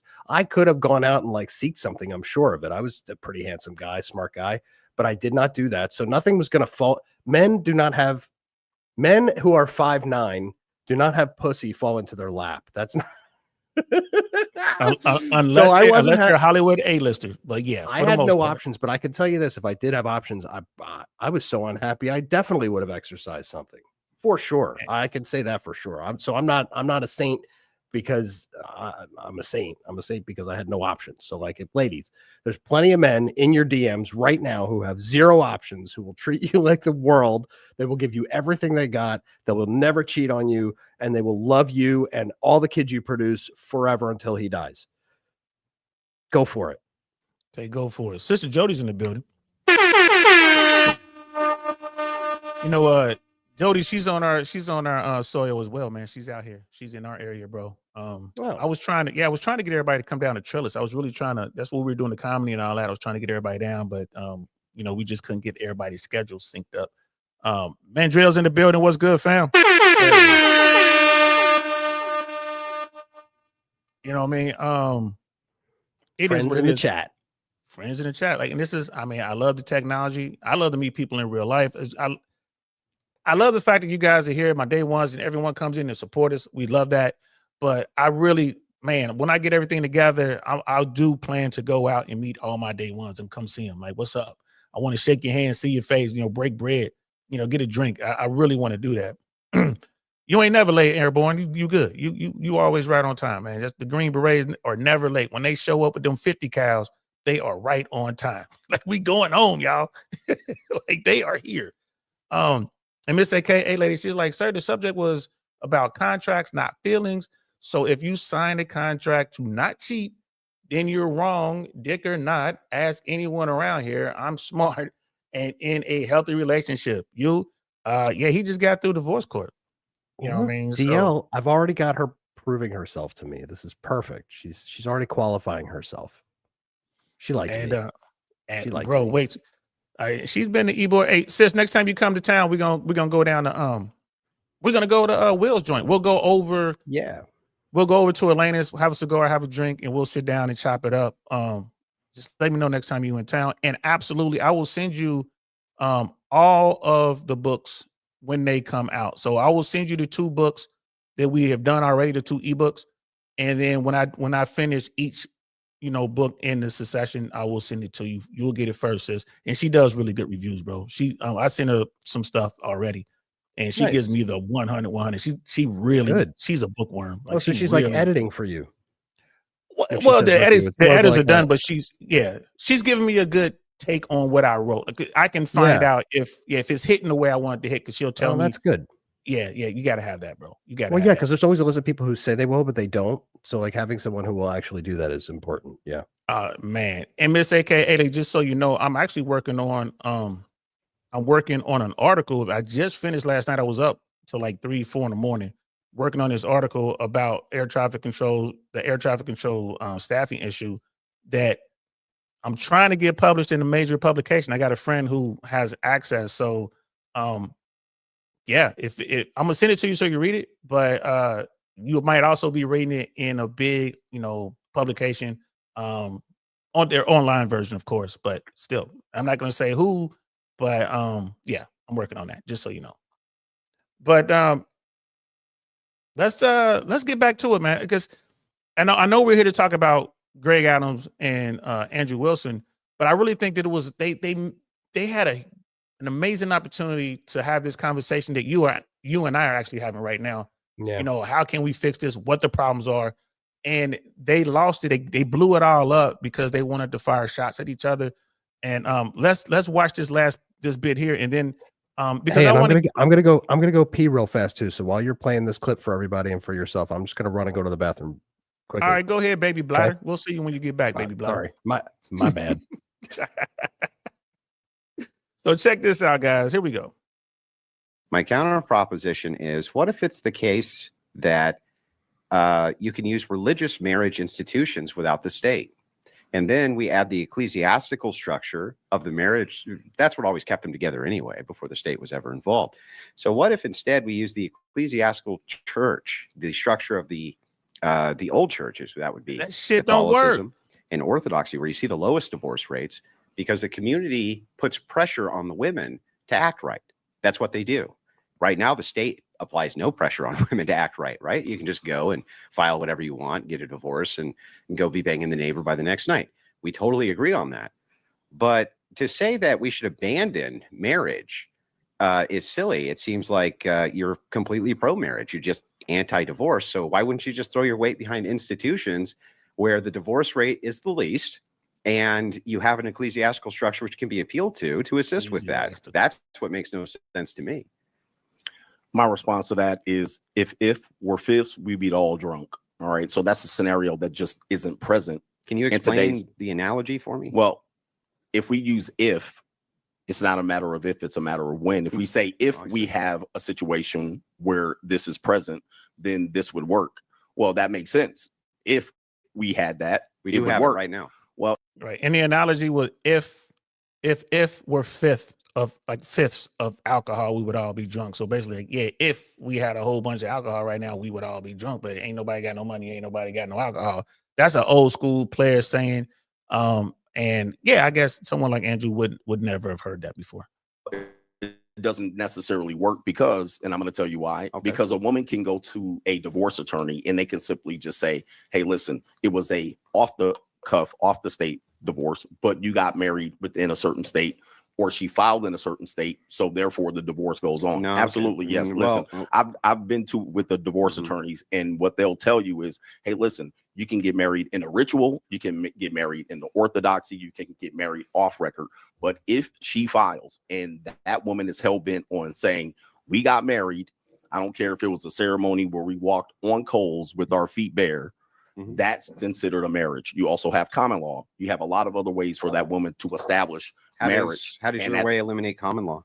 I don't have any way to eliminate common law. So what I have is a way for men to avoid then the being used. No, the argument's not silly. So here's what you have. You have a if proposition, which doesn't exist for most men. Most men aren't religious. Most men aren't looking to be under a religious orthodoxy. So it doesn't apply. So you're taking a moral standard or a religious standard to apply to people who aren't under that veil. So let's start with a couple of things you said, which are fundamentally untrue. Most men are religious, in fact, including in this country. Most of them, not some of them, but they're not religious. Hang on. I didn't interrupt. I understand, but maybe just take that point. Most aren't under your religion. Okay. We can agree with that. So here's the thing, though. And this is where it began to fall off the rails. I was just going to say, because that's even mildly Brother Dino wants to know about your scars, bro. Yeah, I actually smoked. I did have a box of Cubans. Yes, I did, but they're all gone. They were Cohibas. I had a box of Cuban Cohibas that my buddy got me. It's like $2.50 or something. They were pretty reasonable. $2.25. I don't know. Good deal. But they're, I've never smoked a Cuban. All cigars from all over the world can be and are delicious. So like, the Cuban thing is just something different. It's like having a Wagyu steak or something, right? It's like something that you might not do every day, but doing it every once in a while is cool. Man, we got Joe Cool in the building, man. The logic is flawed. We're going to get into that in a minute about, like the religious thing. I'm not into it. But before we move on, man, we got to take a pause for the cause, bro. Like, Miss AKA lady, bro, you screwed up. Joe, Ralph Rip, man. Like, damn, man. Like 5 minutes in. What the hell, bro? You've seen this before. This isn't the first. I'm not surprised. I'm a little abrasive sometimes. I don't know what to tell you. I love you. I love everybody. I'm a lover boy. Just don't know it. You know what I'm saying? Where did I disrespect her that bad? What did I say? I didn't think it was that bad. Yeah, I mean, it's the I'll definitely tell you offline, but just real quick, it's the way you say things. Well, that's part of it, but I think there's a little bit there, like when you'll say some things when you're talking about women, you're like, well, I know women can't think this way, women can't wrap their minds around this, like that generalization. I can get being mad about that, because if someone were saying, oh well, you can't understand, like if Andrew Wilson or somebody, or if you said it to me, like you can't understand this because you're black, or you can't understand this because you're tall, you can't understand this because you're whatever. Yeah, it's like, what the fuck you saying? I can see, but we know each other, so. Yep. No, I get it. And it's like you can't. It's like a true enigma, right? Like you can't actually express it because the male experience is so unique from the female experience. It is difficult to explain to someone who is not male and did not grow up. The women who are most successful with this, my sister's very good at this. They have brothers, fathers, uncles around all the time, right? Like these, man, I wish I had a tight family like that too, man. That would be so cool if like my dad's brothers would have been around to hang out too. But anyway, we had that. The more men that they saw around just acting like men who aren't filtering themselves and are just acting normal because you're family and you get to see everything, the more they can kind of understand where men come from. And I think that's severely lacking today. And in fact, I know it's severely lacking today because I'm looking for it and it's very difficult to find. Yeah. So, right. I mean, yeah. And I've been in there before. I've said things that pissed people off, man. And, I had to, took me some time to win them back. I'm happy to piss people off. That's fine. I just want her to know that I love her. I didn't say anything to piss her off. I'm sorry I pissed her off, but I would say it again. Yeah, my thing is, if I want to piss you off and I mean to, like if that shot was fired, then that shot was fired. But but if someone gets upset from someone saying like, oh man, I really didn't mean to say that. But he just don't. That's how we get down. We're gonna get into Andrew Wilson and Coach Greg Adams' story here in a second, bro. But there is some backstory there. And this is where it was like at the very beginning, like we saw the undertones. Like I thought these guys were cool, but like Jay Biggs said, like, nah, man, these dudes don't like each other. And watching it again, it's like, damn, you can see it right away. Yeah, they don't like each other. And but they're usually both professional, independent of this interview that we're looking at, which also confused me. So like maybe this was contrived. Maybe this is a little bit of a show. I don't know, but go ahead. No, when we get into the next video, and this is going to be a long podcast, guys. This is going to be one of my record-breaking podcasts when we get into it. Because the next video, because CGA was saying the same what you just said, and yeah, we're going to get into that. But hey, I think what it is. Oh, go ahead. This thing you see me keep eating. Like, I'm sorry, everybody, that you're like watching me eat. I haven't eaten anything all day, and DL's like, let's go at 2. This is Iberico pork loin, which is. Dude, it's like ridiculous. I'm over here eating just pork loin because I don't really like to eat carbs. And I'm like, sorry, I'll try to just eat when the video's on. My bad. You'll see when you start looking at some panel shows and some stuff, you'll see people eating and drinking. They don't even care, man. It's like, it is. I didn't know if I was being disrespectful or not. Yeah, so and this is for you. Like before we move on, I just want to go ahead and get this out there so I don't forget to show it. Like I said, this is my people. I got nothing more respect for Miss AKA lady. Know her in real life. We got a real relationship. And I got nothing but respect. Yeah, I got respect for Jay Big and know him in real life, obviously. You know what I'm saying? But I don't think she's dumb, so I don't think I called her dumb. But if I called her dumb, then I don't know why I called her dumb. I'll have to go back and re-listen. I don't know. Oh, over the RP ideology, how she was saying, but why did I call her dumb? I just said it was. Got to watch the tape. We both agreed. By the way, we both agreed that was not true. You were the first one to say that the red pill's not dying at all, and it was the opposite of what she was saying. But whatever. I'm not going to hyperanalyze that. I'm sorry. Right, I'm sorry, my lady. I did not mean any offense. All right, so and this is how we learn, bro. This is how we learn. You got to take the good and the bad. You got to take your bruises, bro. But back what we were talking about. When they got into this conversation about the church and religion, I do not agree with Andrew Wilson one bit that religion somehow is going to save marriage in America. I don't even know how it came off track. I mean, to sit here and say, "Oh, we need to go back to where it used to be." When? How far back you want to go? We're going back to Salem. You know what I mean? Like we're going back to calling them witches and drowning them and stuff like that. Or you want to go back to the 50s or 40s when women really didn't have any rights. And, men were literally beating them up, and women were poisoning their husbands, in their sleep and stuff like that. So I don't think that religion is the answer. I think that the religious, and the thing with Andrew Wilson, I mean, if you become a religious zealot, if anyone goes against what you're talking about, man, they got a problem with you. You know what I mean? Like 100%, they got a problem with you. Do you think that perhaps what they mean instead of religion is they're, and I think they're kind of right. Like morality would save the situation, but you can't create morality in people. It's not really right. It's like making someone change their mind. You can't really make someone change their mind. They have to change their mind. If you could beat morality into people, right, around cheating, relationships, all these things that Milady's upset about, right? Like, if all of these things could be solved through morality and we could beat it into people, then that would be great. But we can't really do that, and that's religion. You can't, you can't create the religion in people. You can't create the morality in people. But I do agree that they would both help. Is the point that I'm making. And I can get on board with that. You can say it can help, but there are plenty of right, just, moral people in family court. Like I don't care how moral you are, right? The court, the laws are the laws, right? So and I think that was the point that CGA was trying to make. Like, bro, you can be as religious as you want to be. There's a thing called separation of church and state. The United States government doesn't care. We taking half your shit. You got to pay $30,000 in alimony. You know, blah, blah, blah, blah, blah. So that was again, and instead of them just moving on, they just kept digging down on this, you know, like, oh, you're moving the goalposts, and you know, they start talking about you're not moral and this and that. And when you want to talk about being moral, this is again for the next video, which we're going to get into here in a couple minutes. Andrew Wilson has no moral standing when it comes to this argument. None. And it's like another thing with religious people.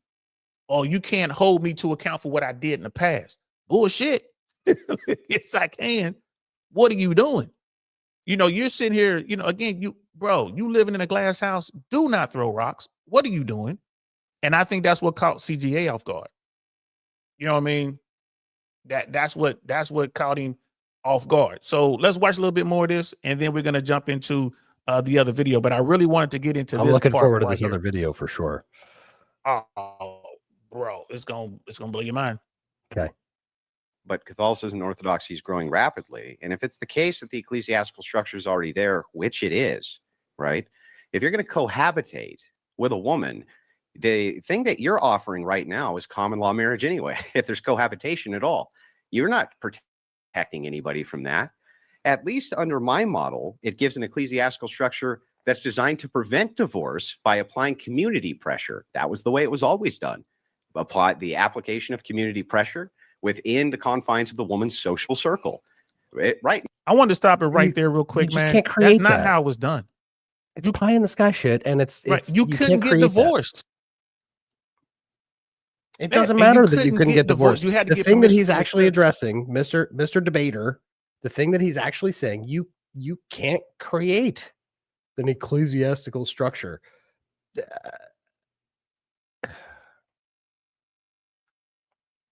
Bro, Anyway, sorry, he's I basically got mad. saying just leave it up to God and leave it up to holy people, and we'll be able to fix this. No, you won't. And Well, and most according to their people in religion, America are that's coming true. away from. But the next thing is most Americans, I ain't gonna say most, but a lot of Americans are coming away from religion. How many diehard religious Americans do we have anymore? He's trying to argue that there's many, but I agree with you. I think it's still in decline.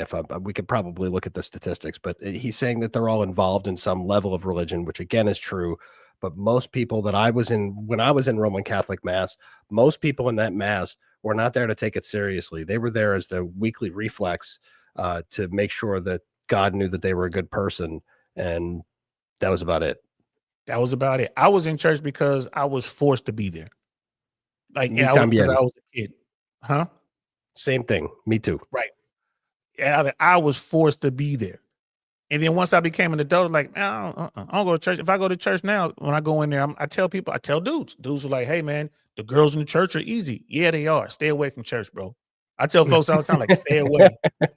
I got to deal with God, man. I'm gonna stay out of your house because I don't want to get mixed up in all that over there. Well, because You know what I mean? unfortunately, church isn't the first stop. It's one of the last stops. That's the unfortunate part about church for women. If it was the first stop, I think we would all find more success going to church and finding truly holy women. But that's not the case. It's not the case. So Sadly. so let's continue. Now, do you agree with me, for instance, that many divorces happen because women like to yap? So you get a freshly divorced woman and she's free. You go, girl power. And she starts talking to her little friends and she starts telling them how liberating it is and how great it is and this and that. And this is why when women have divorced friends, their likelihood of divorce actually rapidly increases. It's for this reason. Divorce is contagious. So if it's the case that this social contagion is eliminated because now we have an ecclesiastical structure, an ecclesiastical authority, which won't grant it because you get ostracized from that social group through excommunication, for instance, or not being able to participate anymore with that community, that's an application of a serious and significant social pressure, which can do the very thing you want. Bring back that great institution, absent the state, and it avoids this whole problem of common law marriage. Because if it's the case that you can be common law married anyway inside of a state, and they can, get grounds for divorce on that anyway, then we actually need to have some social pressures to prevent them from doing that. So it sounds like we agree marriage is awesome for men, divorce is terrible for them. So it seems like we should be attacking the divorce structure here. And it doesn't seem like you actually have anything to do that other than just avoid the thing that's great for you, because this other bad side effect could happen. Sure. That's So like why don't smoking we- cigarettes. So why don't we attack the bad side effect when we have the mechanism to do it? It's not if, we can do it now. Okay. right this So like second. smoking. All right, so we're gonna leave that there because I want you guys to have that what he just said fresh in your mind, talking about ostracizing people, excommunication, the church being the center, and this is me paraphrasing, the church being the center of that community and having all the influence and basically governing what you can do. Because there was a time when the church told you who could and who could not get married, who could and who could not get divorced. And then it always devolved to basically who had enough money to pay off the church so they can get that divorce or whatever. Right. So I wanted to be fresh in that. And then the fact that, what they never talked about, which I think they should have, if you want to stop divorce in America, do what Florida and Tennessee have done, right? Take the money out. Take the money out. Like, hey, if you get divorced, it's 50-50 custody. There's going to be no child support. And we're going to limit alimony. No more forever alimony. Take the money out of divorce. Take the incentive away, and then women will stop getting divorced. It has nothing to do with the church. Has nothing to do with the man. Has nothing to do with her friends. In my opinion, right now, it's very lucrative for some women to get divorced. I can't be mad. Again, back to the Akash Singh thing. His wife, when she finally divorces him, she's going to take half of his wealth, and he's probably somewhere. His net worth is probably somewhere north of 30 million. Dude, right? Bugs Bunny's gonna get half of that shit. All day Two long. front teeth on that girl. Look, man, she's fine. She's a little short thing, she's a little firecracker. She's cute. I can't even knock her. But Yeah, she's my a point 7 is, at best. all right, still, you know what I mean? That's well above the median. It's 2 points above the median. I'm not saying she's not cute. I'm just like, this guy's falling for. Anyway, A lot of guys do. But my point is, if you take the money, if she goes into if she knew that no matter what, I'm not going to get any money out of this thing, would she have married him in the first place? Maybe, maybe not. I mean, he still has a lot of clout. He is famous. He knows a lot of famous people. Maybe she marries him anyway, but she knows when I leave this guy, I'm not getting anything. Right? Because I'm with you. People need an out. You can't force them to stay in it forever. But if you take the money out of it, every woman in America will tell you, whether they're here legally or not, they'll tell you, I'm the mother, I'm going to get custody of the child, because that's, historically, that's what the courts do. They'll tell you that. Secondly, they'll tell you, like, yeah, my man got millions, I'm gonna get him. And then what's the phrase? It's cheaper to keep her. Dudes understand that. Like, successful guys know, like, I'm gonna cough up some money. trap. It's a trap. So what's the best way to, deal with this? Andrew Wilson says the best thing to do is to throw it back to the church. And Yeah, I say what's best to go ahead. He's trying to create social culture. Like, you can't even make people participate in church. It's a very authoritarian viewpoint, which I can justify under authoritarianism, but that's not what we live under. It's this whole thing where people like to, oh, I don't care what's going on, I'm going to do whatever I want, but they don't understand that the world exists without them. They don't have to believe in it for the world to keep going on without them under that rule set that you choose to ignore. Right? Like, we're not going to create some amazing religious society right now. So, like, I guess his argument holds water, but I feel like I'm in My Cousin Vinny. You watch My Cousin Vinny? Yeah, boy, the Ukes. Your Honor, the defendant's case doesn't hold water. That's it. That was one of my favorite movies. My Cousin Vinny. Me too. At the time was Melissa Torme. Did she win an Oscar for that? Best Yeah, supporting? she did. Yeah. Best supporting actress. And she's still really good. Like, she's a serious actress. If I was doing a project, man, I would love to work with her. That's one of the people that I would love to work with. She still looks good too. She's very attractive. Yes. She's got to be. and She's in her 50s. She's older than me. Yeah, she's older than me. She was like, yeah, my clock is ticking like this. That one scene. And my clock is ticking. Yo, the movie's classic. Anyway, sorry for the left turn there. It's all good, bro. So, all right, what we're about to watch now, guys. This video we're about to watch, again, this is from Coach Greg Adams. This is linked in the description below. The title of this video is like, This Is Your King. So this is the video where Coach Greg Adams, one of his supporters, sent him some information. Was basically an in-depth history, a rundown of Andrew Wilson. I'm on Brother the edge of Dino, my seat already. yeah, Brother Dino, if you're still with us, man, you're really gonna get a kick out of this. And also, who was that? What was your name, brother? I forgot. It's the first time I saw you here. You mad at me? I forgot your name already. E-Waste dating tips. E-Waste dating tips. This is the part I was saying, hold on, wait for it. This video blew my mind. And this is why, like, again, this is why I'm always leery of religious people who wear it on their sleeve. They're out there talking the most, doing the most.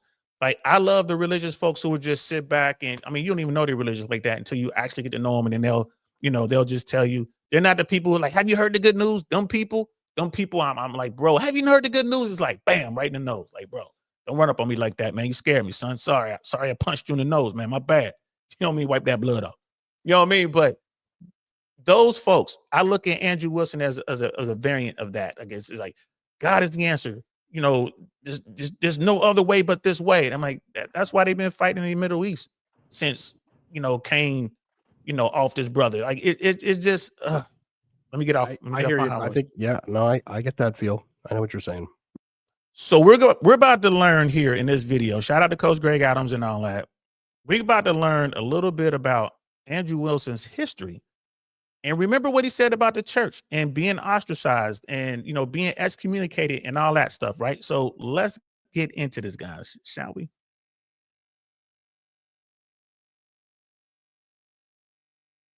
Anti-manosphere person. She has compiled a video of the ecclesiastical marriage. All right. And so somebody has presented this to me, and this video has been out for a year. I didn't see it before the debate, but apparently this is going to be an update on the ecclesiastic marriage. All right. We're going to see this. This is one of the reasons why the topic of divorce was avoided. Anyone, if I said you did something, wait a second here, was avoided during the content. All right. So when we were in the debate, and by the way, the manosphere, this is who y'all supporting this week. This is who I split the manosphere on half on. All right.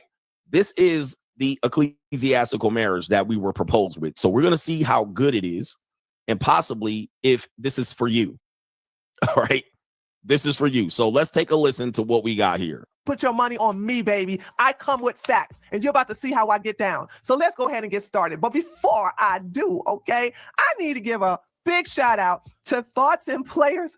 Let me tell you something. Thoughts and Players is one of the best investigators we have out here. And I am so glad that they were helping me. I feel so sorry because they were with me for 5 hours, and it wasn't until we finished the timeline. We didn't finish the timeline until like 6:15 in the morning. Let me show you what I'm talking about. Look at this right here, right? Look at the entire timeline that it took for us. And by the way, what you're looking at right now, that took 5.5 hours, and we didn't finish until 6:15 in the morning. And that's when I decided to go ahead and put the videos together. So once again, shout out to Thoughts and Players. I really appreciate you. Thank you so much for helping me out. I could not have done this without you. So let's be. Hey, bro, before we go any further, I hope no one comes after me like this, bro. They broke this shit all the way down, man. You're about to see some shit, bro. And all this is public record. Fucking crazy, bro. All this is public record. And Miss AKA Lady, you're not one of those people that says, have you heard the good news? In fact, we never really talked about religion in real life. We touched on it here and there on certain, topics online, but Miss AKA Lady is the type of Christian that I respect and I love.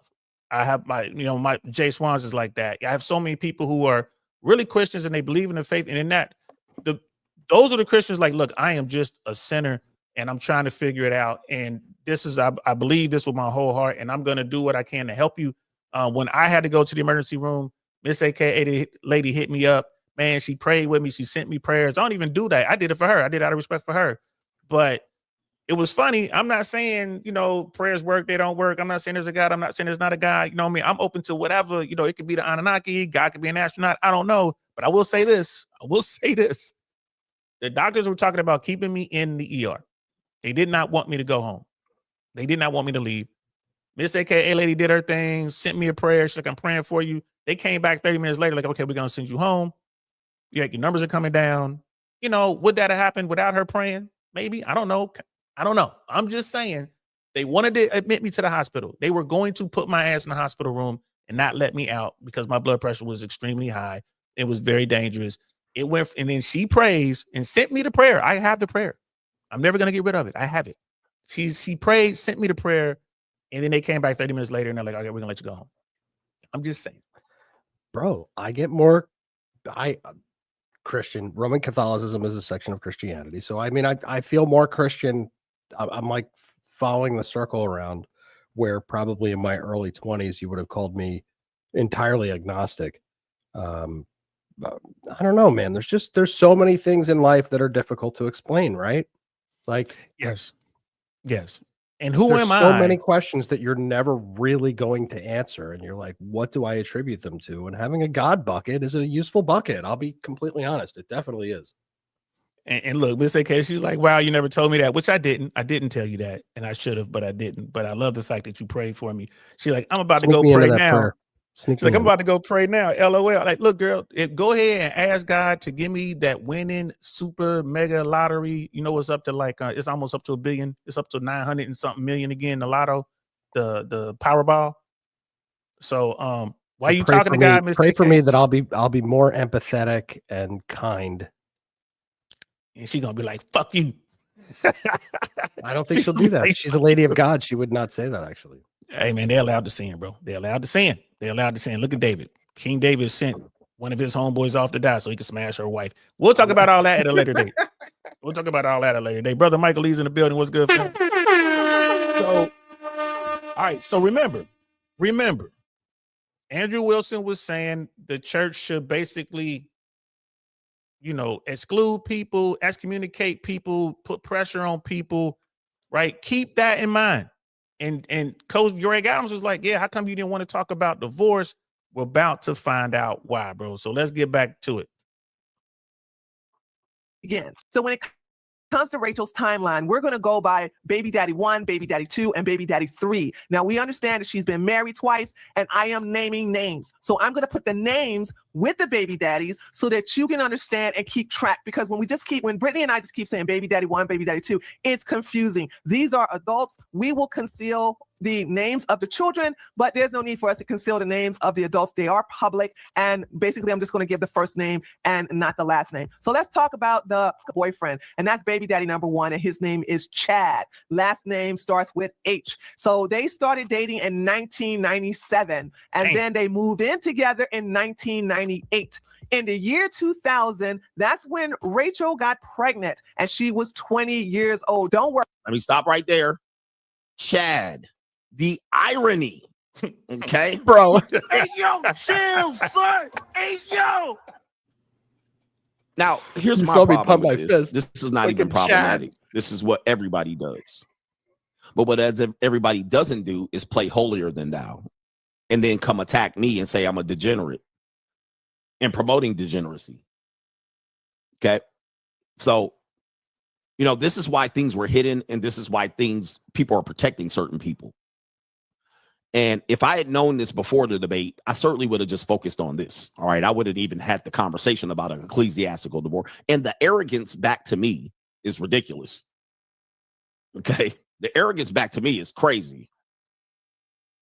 To be completely arrogant and uppity against me is crazy. I mean, listen, my past is dirty, but I've disclosed most of my dirty secrets. Everybody's got to keep holding on right here. Coach Greg, but we got Chad. I'm going to show the receipts right after I give you the. Hey, bro. Chad. As soon as I saw that, bro, it was Houston. We have a problem. Chad, bro. Chad. Like, yo, it is Chad. You can't legal script it name. better. See, aren't we in a simulation? Like, lady, aka lady, aren't we in a simulation? Doesn't this prove simulation theory? I mean, this is crazy. The guy's name is Chad. 100%. He's probably 100% in the Matrix. I would love to know his timeline, but I want to give you attributes. the timeline, and then I'm going to show you the receipts to back everything I'm saying. My bad. Say again. Oh, bro, I need to stop hitting that switch. I said I want to know his personal, like, is he 6'4"? Is he 240? Is like, I want to know his physical attributes. His name is Chad. Like, I want to see if he's the actual Chad, right? Like, he got her first, so that's pretty Chad-y. Shit. Chad E. Or he just a player. Chad-like. You know, I tell guys all the time, like, you ain't got to be 6 feet and all that. Just, if you got game like that and you're a player, you're in the top 20. Whoever Chad is, he's in the top 20. I think. No, but Chad, you know what I'm talking about with Chad, bro. Chad, Chad is 6'4", cut up. Yeah, the natural. He's never wanted for a woman in his whole life. They all just come up to him. He's one of these few guys that has so many women coming up to him that he doesn't even know what to do with the optionality. Right. Probably more than likely because it was so long ago. She was young. This is her first. So yeah, this is the the alpha widow. This is the dude who alpha widowed her. Potentially, especially if his name's Chad. So let's get into this. And that Just Tree 411, she is her podcast, bro. This is all she does is this type shit. This is the woman who went in. You remember when Fresh had that problem with that Asian lady, that Chinese lady? Just Tree 411 is one of the content creators that exposed old girls being a liar, and she did this type shit to her. So, but Just Tree is like a shark, bro. She doesn't care. She will eat whoever's in the fucking water. She doesn't care. So, you know, people like, oh, she's red pill, she's blue pill. Like, nah, bro. She is a fucking Sicario. She is out there doing her thing. So let's get into it. In the timeline. Okay, so here we go. In the year 2000, that's when Rachel, at the age of 20, she got pregnant. They were not married. They were living together, okay? And that's when she had her first child. She gave birth to the first child. It's a daughter. And the initials of the first daughter is I, last name begins with H. And Rachel was 21 years old when that happened. In 2003, that's when Rachel, she was 23 at the time, gave birth to her second daughter, still not married to Chad. Her and Chad were living together at the time. And by the year 2003, that's when Chad caught Rachel cheating and he left her. He left her. Okay, so man, I mean, listen, I'm gonna let her do the commentary on this one. So this is bad news, man. And listen, I want men. This is just me trying to help men. All right, but men don't want no help. So, listen, we make mistakes out here. Hey, men don't want no help. I agree with that. But I'm a whole heathen out here. Say again. Men don't want no help. I agree with that. Yeah, Joe, they don't want any help. This is why we got the Mano Swamp. It's like, damn it. You know what I mean? But I always say that there's 20% of dudes out there, 25% of dudes out there who are really trying to learn this shit and they want to get better. This is why I keep doing it. I'm doing it for that small minority of dudes that are actually listening and learning and taking notes. So, and look, even Miss AKA, like, she like, I agree, women got to choose better because I have listened to so much RP content. I grill my homegirls when they start with that 666 stuff. Chad isn't a good guy. Make your own money and your own standards. That's facts. I get shot for that. Let's continue. Yes, clean. I'm a heathen, but this ain't even the half at this particular point. Let's continue here. We got her cheating on Chad. So Chad got cheated on. With the two baby daughters that was, it looked like about a year and a half apart. So she gave birth to IH in 2001 and to JH in 2003. That was the second daughter. All right. So let's go to the receipts. Here is her blog that is on her Patreon. We also have it indexed. We also have it archived. We also have it bookmarked. So I want to show you how I was able to calculate all of this along with thoughts and players. So as you can see, she wrote this on October the 29th, 2021. And as you can see, I highlighted right here, where she says, my oldest daughter is 20 years old now. My youngest daughter is 9. So we just basically did the math on that. Then she says, but I was 20 and had been with my boyfriend for 3 years. That's how I was able to determine how long they were together. So I'm just basically doing math here. And then finally, in this paragraph, it reads, the boyfriend I had my first 2 daughters with left me. And then that's when we came to this conclusion right here of in 2003, that's when he left her. And then, of course, she goes in here. And in this blog is where she talks about the affair. And it's right here on the Wayback Machine. So we go into that. All right. So now let's go into the next timeline of baby daddy number 2. Now, out of all the baby daddies number 2 took the most time. We spent way more time on this person than we did on Chad and Andrew. So let's go over the timeline and we will go over the receipts. So in 2004, Rachel and Brian get married. Now remember, that was just a year apart, okay? Chad left her in 2003 because she was cheating around with Brian. And so Brian was like, oh, that's okay. Let's get married. And so a year after Chad leaves her, then Brian and Rachel get married. And then a year after getting married, Rachel gives birth to her first son and her only son. And we're going to use the initials J and J. So his first name begins with a J, last name begins with a J. So we're going to call him JJ. And this is her third child because she had 2 daughters from Chad, and Rachel was 25 years old. So it was important to show how old Rachel was so that she can't say, oh, I had all my kids when I was, in my early 20s. No, that's not. Bro, 3 babies, 2 baby daddies, white girl. This is the one that everyone likes because she gets out there, on whatever podcast, and she goes on Timcast. I'm not knocking her. I mean, she got experience. Oh Lord, she got experience. You know what I mean? So but this is, go ahead.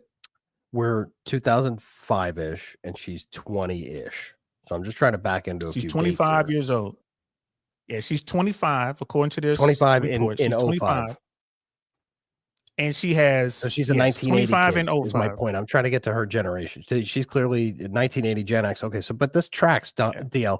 This is the track that guys like us followed, right? We would marry a girl who already had a kid, like no big deal. Like we wouldn't even count it as part of the conversation because we've never been red pilled. We have no idea what's going on, and we think that she loves us and blah blah. So what I'm saying is, up to this point, everyone's trying to highlight how egregious all this is. I think it's actually kind of normal for her generation. Like, I'm not trying to stick up for anybody. I'm trying to be objective on the whole thing and not inject a bunch of feelings into it. And I do think that Gen X acted like this a lot. The first guy, he was cheating on her. So yeah, she's going to leave because her happiness is supreme. Yeah. And then she's going to find a guy who, and maybe he wasn't that simpy. Maybe he was, who knows? But clearly Chad was such a Chad that he was cheating. So Brian probably wound up cheating too, but I can't wait to hear the end. I can't wait to hear. I'm just trying to, but according to this reporting, she cheated on Chad. Wait, didn't it say that Chad cheated on her? Oh, with Brian. That's right. She was, yeah. She cheated on Chad with Brian, according to this report. Now, that vlog and stuff that we were showing, she was saying that her first baby daddy cheated on her, which gets into that his side, her side, and the truth. There's always 3 sides to every story, right? So it seems, again, I don't know how true this is. They did a lot of research, man, but take it with a grain of salt. But it seems that she had Chad, had a couple babies, got caught cheating. Chad got rid of her. Definitely some Gen X shit. He wasn't such a Chad, though. If she's cheating on him, he wasn't such a Chad. Again, Gen X shit, bro. I be telling people all the time, man, women run games. The average chick, a girl who's like a median, a 5'6" woman, a 4 or 5'6" woman, has way more game than the top tier dudes, like game wise, like the 9s and 10s, the Chads, the Tyrones. True. And this is, again, and as I'm also a Gen X kid. This is why I don't care about body count, because we were so loose. I keep telling y'all guys, I was in elementary school. We had a girl in our elementary school who was pregnant. All right. So I come from that world. All that was like brand new, ground shaking. America was like, what the hell is going on? Polar opposite. So I'm not so sure that everyone was so loose when they were. Listen, women's liberation has stretched much further today than it was back then. And there are so many girls with a much higher body count today. There are girls that are 21 with a 21 body count. And that nearly didn't exist when we were children, Don. Right. No, but here's the thing. In my world, it did. Like, and this is what I want you guys to see. This is why I like to have 21 to 21. You knew how many girls you knew 21 to 21? Did you know 21 girls who had 21 bodies at 21 years old? Yes. That's a great question. I knew girls in my high school who were 17 and had 30 bodies. Verified. I'm talking confirmed bodies. This is when in the 80s, especially in like the hood, in the barrio, in the trailer park, this is ground zero. Are these girls that are selling coochie? No. just having sex. Joe, I was in middle school first time I smashed a chick, and I didn't do it again until I was a senior in high school. I know. I'm just pointing out that you're an outlier. Your situation that you speak about, I think is as an outlier even for our generation. The schools that I went to and the people that I knew who went to the public schools in my area, we all would identify a group of girls who were quote unquote loose. That was the word that we used. I love that you used that word. We called them loose, and it was a handful. It was a handful it was 5 out of 200. It was. This is why I want to point this out. Where you were, which is where I should have been. But I was in Philly. This should have been no. But I'm just socially, economically, bro. Like I don't think you were in the hood in Philly. Were you? I don't think you were out there dealing with gunplay and all that kind of stuff. My high school was in the hood. The people who were in the high school were not from the hood. Okay. The grade school I went to was definitely not in the hood. No. But grade schools, I can't even. When you tell me middle school, so I knew. Hold on, middle school. I knew one girl who gave head in like 7th, maybe 8th. I think it was 8th grade. We shouldn't even be talking about this, but that's all I remember. That's the worst thing I remember from a middle school situation. Here's the point I'm trying to make. Gen Z, at the lower end of the social economic scale, is ground zero for where we are today. Right? Because when I see what's going on now, how loose women are, like, and we call them fast. We call girls fast. Oh, she's a fast girl. Call them fast. Fast times. X, I think Generation X was ground zero, right? Back in the 80s, and then into the 90s, it began to move up the social economic ladder. And it started to infiltrate into different neighborhoods. So for me, this was like commonplace. This is why I don't care about body count. Sign word. So you're about saying finding it's a goodness. socioeconomic issue, is what you're equating it to. Yeah, I mean, but because it started there, because our parents couldn't afford proper daycare. That's what I meant. I mean, the genesis of it. It's the reason why you had such a different experience than me. And by the way, let's remind the audience, you're 5 years older than me. Is that true? Yeah, I'm 40, 5 years older. 48. Yeah. I'll be 55 next month. But I got more gray in my beard. I think I look older than you do. You do. This is crazy. Black don't crack. Y'all know how that goes. But if you have a look under the hood, bro, I'm telling you, man, it's a factory recall on this model right here, bro. I got all kind of issues. But the point I just got to get you exercising, DL. That's all I got to get. I got to get you Yeah. exercising, and we'll be all good, buddy. We will be good. But the point I'm trying to make is my reality is so drastically different from yours. And you're just a few years younger than me and came, like you were, up the ladder a little bit. And I think that was ground zero, and it has gotten completely out of control and has encompassed all of America now. Whereas young kids now, like the high schoolers, they're not having sex nearly as much as we did when we were in there, right? Right. But college, they are.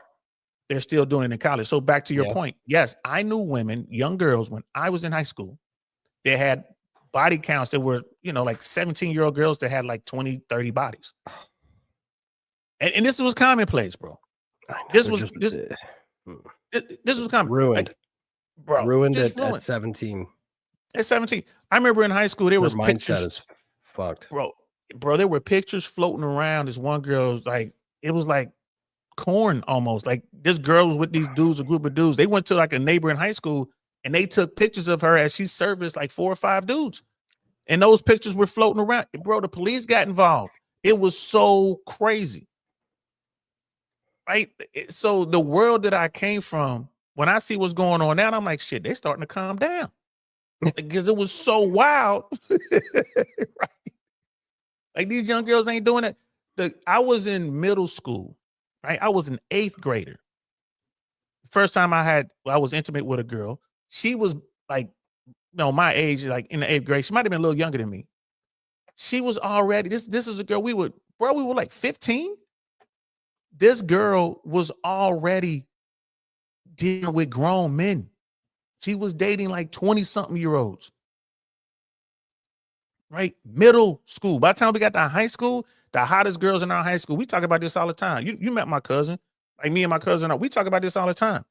The hottest women, bro, the hottest women in my school, in my high school, were all dealing with grown men. Some of them had their own apartments. The dude was buying them apartments. buying her clothes. I mean, bro, it was insane. So my whole game, like when it came to this, when I was single and didn't have kids, I never took a baby mother serious. Like if I'm dealing with a woman and she had a kid, it was legit recreational use only. Mind you, never heard of red pill, manosphere. I didn't know nothing about that. This is just the way we move. My mindset was, I'm never going to be in a serious relationship with a woman with kids unless I have kids. And that's what, and that's what I was doing, because getting all the way back to this, because there are women out here like Andrew Wilson's wife, right, who was doing their thing. And I knew it. And it was like, and it was just normal. It's like, all right, if you find a woman you want to be with, she got kids, you got kids, y'all can make that work, whatever. But those relationships didn't go the distance either. I came from a point where like it was very rare that people's relationships worked, which then you grow up and you see the stats for marriage and all that. Like, yeah, that makes sense to me. So I just wanted to throw that all out there, man. We were wilding from the jump, bro. Like it started in the 80s and it's gotten to here where we are in 2025. It was way worse in 1985. Definitely. No, I agree. It wasn't an instant buildup, rather. It was definitely gradual. But the freedom with which girls,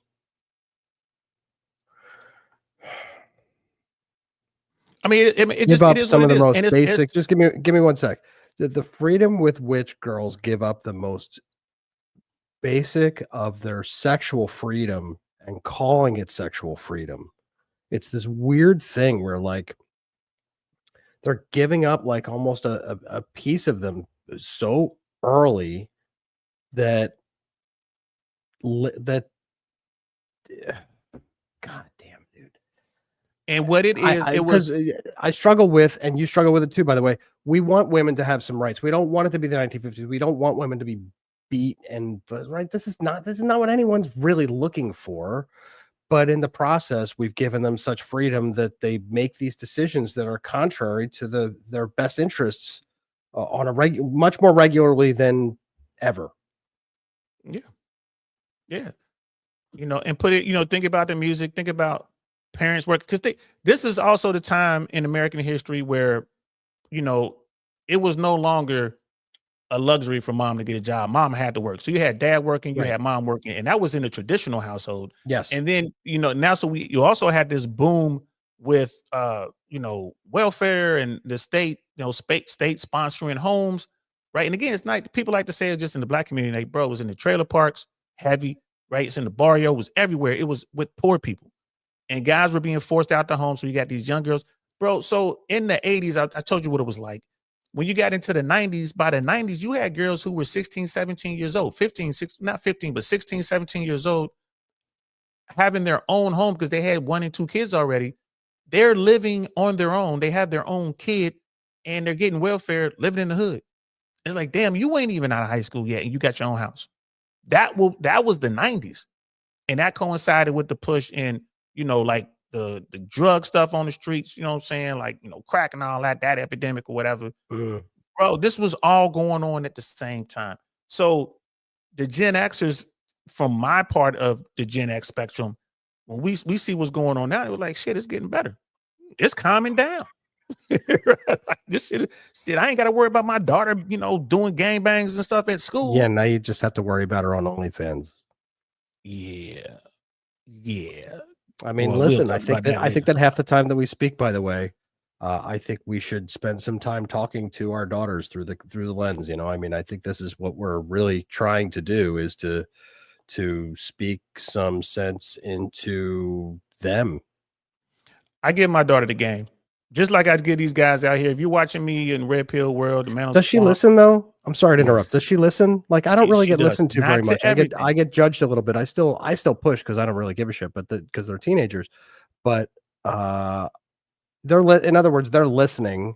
They're going contrary because they're stuck in a middle class public high school where, right, it's very left wing, feminist, et cetera, et cetera. So like, I know that they don't disrespect me, and they don't disrespect me when we talk about it, but they're definitely emotional about their stance as it relates to a lot of these topics. And again, they're listening to me, and I'm pretty sure we're doing good, right? They don't show much interest in boys. It's not really their top topic at all. They have friends who are like that, and so like I'm hoping that they're listening in a sense, trying to show them by example. But you know, you and I, if we spent some time talking to our daughters through the lens, it would do everyone a lot of good, I think, maybe, right? I do it all the time. I'm planting a seed. I'm not worried about high school. I was at first, but now I'm not. We talk about high school all the time. I'm worried about college. I'm planting a seed and preparing her. And the thing is, like, my daughter's not boy crazy. She's not, you know, a girly girl. She's more of a tomboy. You know, she's just now getting to the point where she's painting her nails and she's coloring her hair a little bit. Like, she'll put a little bit of color on the tips because I allow her. Why? Because she's getting A's and B's. And it's like, I got to let her do something. You know, no piercings, no tattoos. You know, we got a hard line on some stuff, but you've earned the right to color your hair and be an individual. Okay, you can't paint your whole hair purple or pink, but you can do the edges. All right, cool. This is negotiation. But I talk to her about games. She listens to me when I'm doing these podcasts. She asks questions because when she gets to college, even now, like a couple boys, she'll tell me when a boy talks to her. She's like, Papa, some boy came up and talked to me. I'm like, what? She's like, what is it? Code talking, code approach? Like, yeah, he did a code approach, Papa. And I'm like, oh, where were you? And she told me where she was, and she told me the thing. And I'm like, cool. And then she was talking to the boys, like, I gave my number, and they're going back and forth. But I would tell her to bring me her phone, and I would read all the text messages, and I started texting back. And I'm like, this is her dad. And she thought it was funny. She thought it was cute. She was like, yep. She's like, I told you my dad's very involved, and da-da-da-da. You know what I mean? And the guy was like, you know, he's like, oh, sir, this and sir that. And I'm like, hey, do you live with your mom and dad? I live with my mom and dad. We live out here. Just the school I go to. He was like, damn, I'm running it down on the phone. And I'm like, cool, we need to all get together. And guess what? Guess what happened 3 weeks later? You never got together. He stopped. He disappeared. Yeah. He disappeared. And I told my daughter, I was like, you know what happened there? She's like, I don't understand what happened. I was like, he didn't think you had a father in your life, and he wanted to maybe get you to do stuff. Maybe get you to, you know, take certain types of pictures. Maybe get you to come see him and do this, whatever. And she's like, oh. So I'm like, this is, if someone really loves you, they'll never try to compromise you. They'll never do anything that's uncomfortable, blah, blah, blah. So she's listening. And it's like, if men don't have these conversations with their daughters, this is how you wind up on OF. This is how you wind up with your daughter sending pictures somewhere. And I had that. It wasn't uncomfortable. Go ahead. If one of my daughters has a boyfriend, she's very good about keeping it a secret, because we talk. I mean, the one thing I do with my kids, man, that I recommend to everybody every night, whether you make dinner, you buy dinner, you whatever dinner, sit down with your kids and have dinner with them. You'll hear so many things, especially because, I mean, listen, I have 2 girls, so they're like talking, when they're not talking to me, they're talking to each other. And I don't think that they have any boyfriends. I don't think that they do, because they instinctively know that they would need to bring him home in a sense, meaning they would need to introduce him to me at some point. And my standards are super, super high. They're very well aware of my standards. Talk about something that I exemplify. I exemplify who they should probably be with by treating them wonderfully and kindly and giving them you know, they do whatever they want. It's like giving them the things that they need so that they don't have to seek them elsewhere. And I think that's really important. Yeah, that's what Miss AKA lady is saying right here. She's like, fathers should position themselves as the standard in their daughter's life. Now, you know, I ain't gonna lie to you. I love the fact that my daughter, I know if something goes on, if some dude approaches her or whatever, she's gonna tell me. She comes home and she tells me. Why? Because she understands there is game, and she understands, like, yo, my dad knows what's up. I'm telling her. We had that conversation about pictures. I said, look, don't ever take pictures of yourself in sexy clothes, like your underwear or bathing suits or something like that. And I'm like, and don't take pictures of yourself with no clothes on. And then I ended that conversation with this. I'm like, and if you do, like, we all make mistakes. Like, some boy might Jedi mind trick you or get into your ear and get you to take these pictures. Do not. And before I can finish, she's like, I won't show my face. Before I can finish that statement, she's like, I wouldn't show my face. So I'm like, so have you sent somebody pictures before? She's like, no. Has anyone asked you? She's like, no. I'm like, it's no not face, just boys. No case. Yeah, like, no yeah, face, no case. And she was like, and I was like, it's not just boys, girls could try to do it too. And she's like, I know. So if you're a dad out here or cousin, brother, uncle, whatever, you trying to look out for the women in your life, the young women, have these real conversations, man. Don't sit there and like scream at them and point your finger and all that, man. Get real with it. Because if she gonna do give it, them she gonna do it. consequences. Show them consequences. Listen, that's child pornography. Sorry to be so bro. explanatory. Pornography. Remember, yes, I gotta give you the yes, bad word. but that's what you have to tell your daughters is actually going on there, and there are repercussions beyond your household, mind you. There are repercussions well beyond your household, and you're putting yourself at great peril. That is kind of the explanation that I gave my daughters. I gave them a very high level. I don't want to judge them for things that they want to. I'm exemplifying by behavior. I think that they would never do that in the first place. I'm not even going to presume that they did, but I want to let them know that if that ever happens, there's consequences that extend far beyond me, that are out of my control. So how about no? How about you just? Well, I say you shouldn't do it, but I'm a realist. I know you might. And I told my daughter, speaking of the legal ramifications, I'm like, look, this is what it's called. This is how much time you get for that. And she's looking at me. I'm like, yeah, if you took a picture of yourself with no clothes on my phone and sent that picture to someone and the police come and take my phone, right? Yeah. They take my phone. I'm going to jail. And my daughter looked at me. She's like, what? This is how the legal system works. I'm going to jail. Hey, it's going to get ecclesiastical real fucking fast on your ass. I'll tell you what, if you get caught with that shit's crazy, right? Like that, they don't even understand that. Whoa, Saint, again, that's the situation that is the biggest nightmare I've ever heard in my whole life. And this is why you got to have these conversations with your teenagers. And I had this talk with my daughter when she was still in middle school. Like that's how long ago we had this conversation, because it's the little kids that really don't know. So now that she's a junior now, and she's like, okay, I get it. Again, this was what I was hoping we would hear from Andrew Wilson and Coach Greg Adams when they had their debate. This is what I was hoping we would hear, like some real grown-up talk. Like, hey guys, here's the thing. What I love about this technology, the red pill, the nano swamp, there's something for everyone. And as you can see, when you come over here, man, we really ain't on that bullshit, bro. I'm gonna give it to you straight, no chasing, man. I'm letting you know what the game is, how it works, blah, blah, blah. I'm not here to say that this person is better than that person. And I'm not here to call people names and all that kind of, I ain't here for that. You know what I'm saying? I'm here to give you the real. Like, if you're really trying to better yourself, man, come over here and holler at me, man. I'm gonna tell you what it is, right? I'm gonna tell you what it is.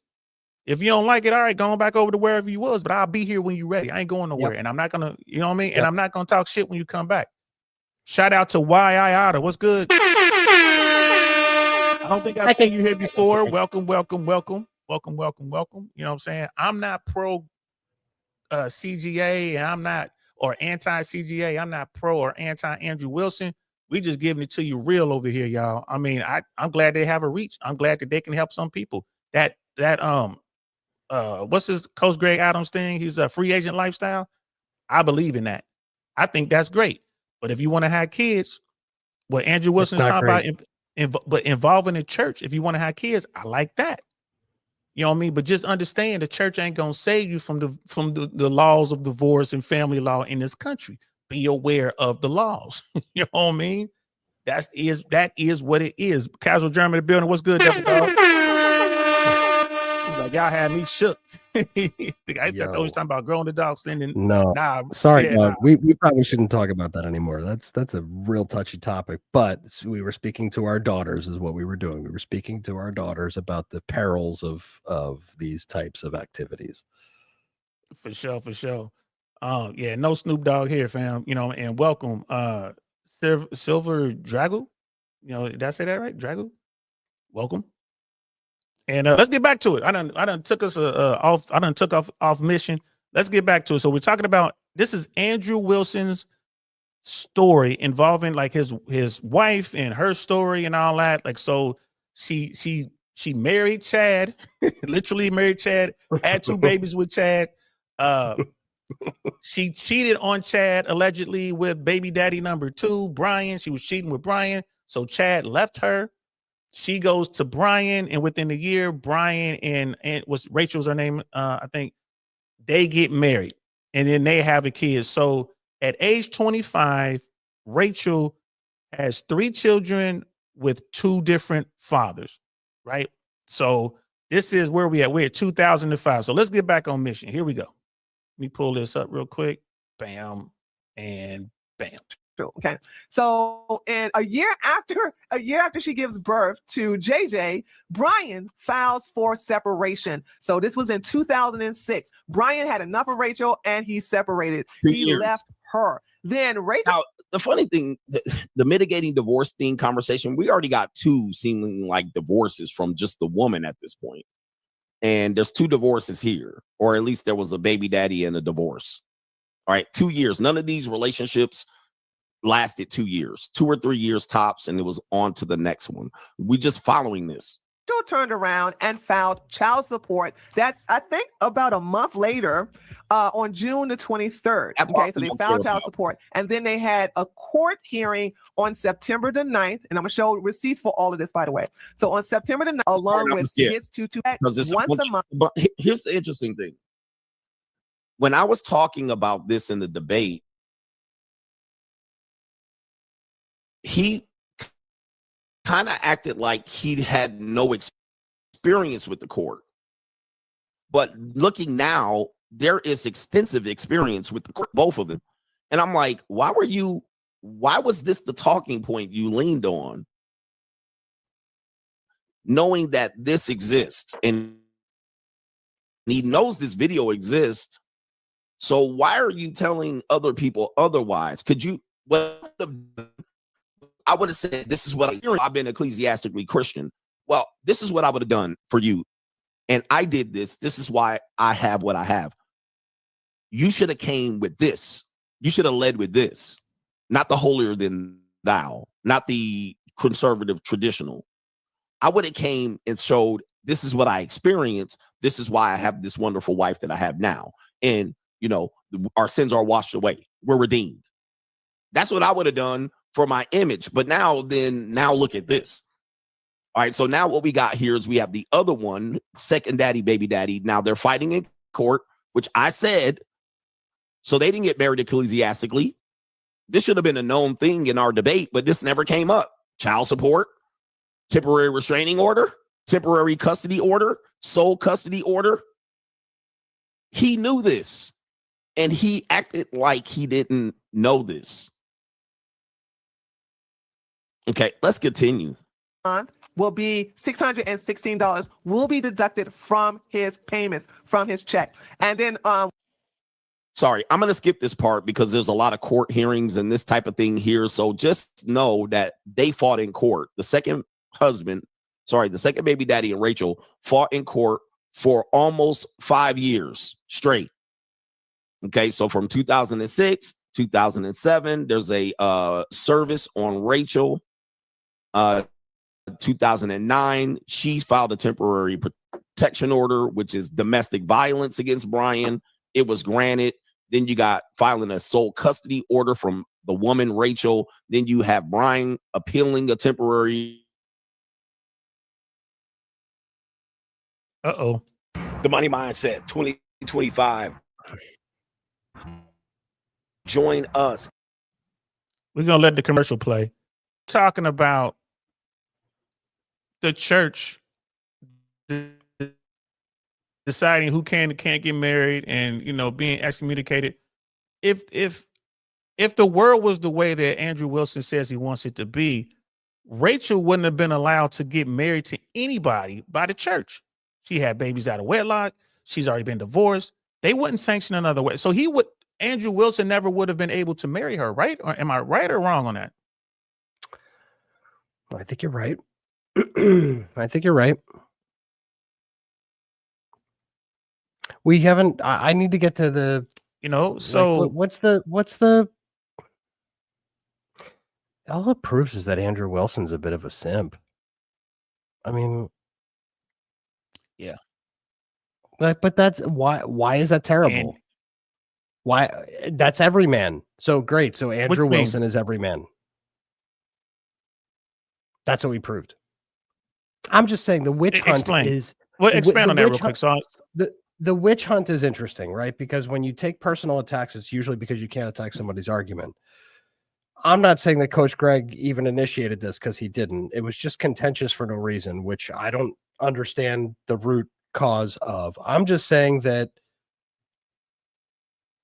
it doesn't negate his entire message. It doesn't negate his debate skills. It doesn't negate, right? They try to do that with Myron just because he changed his name. Oh, your name isn't even Myron. How come you change your name? Like, Right. you're right. They'll always try and find reasons to discredit you. And I don't know how legitimate all of this is. It just shows me that he's a bit of a simp, which somebody could have definitely called me 5 years ago. I definitely could have called my brother that 3 years ago.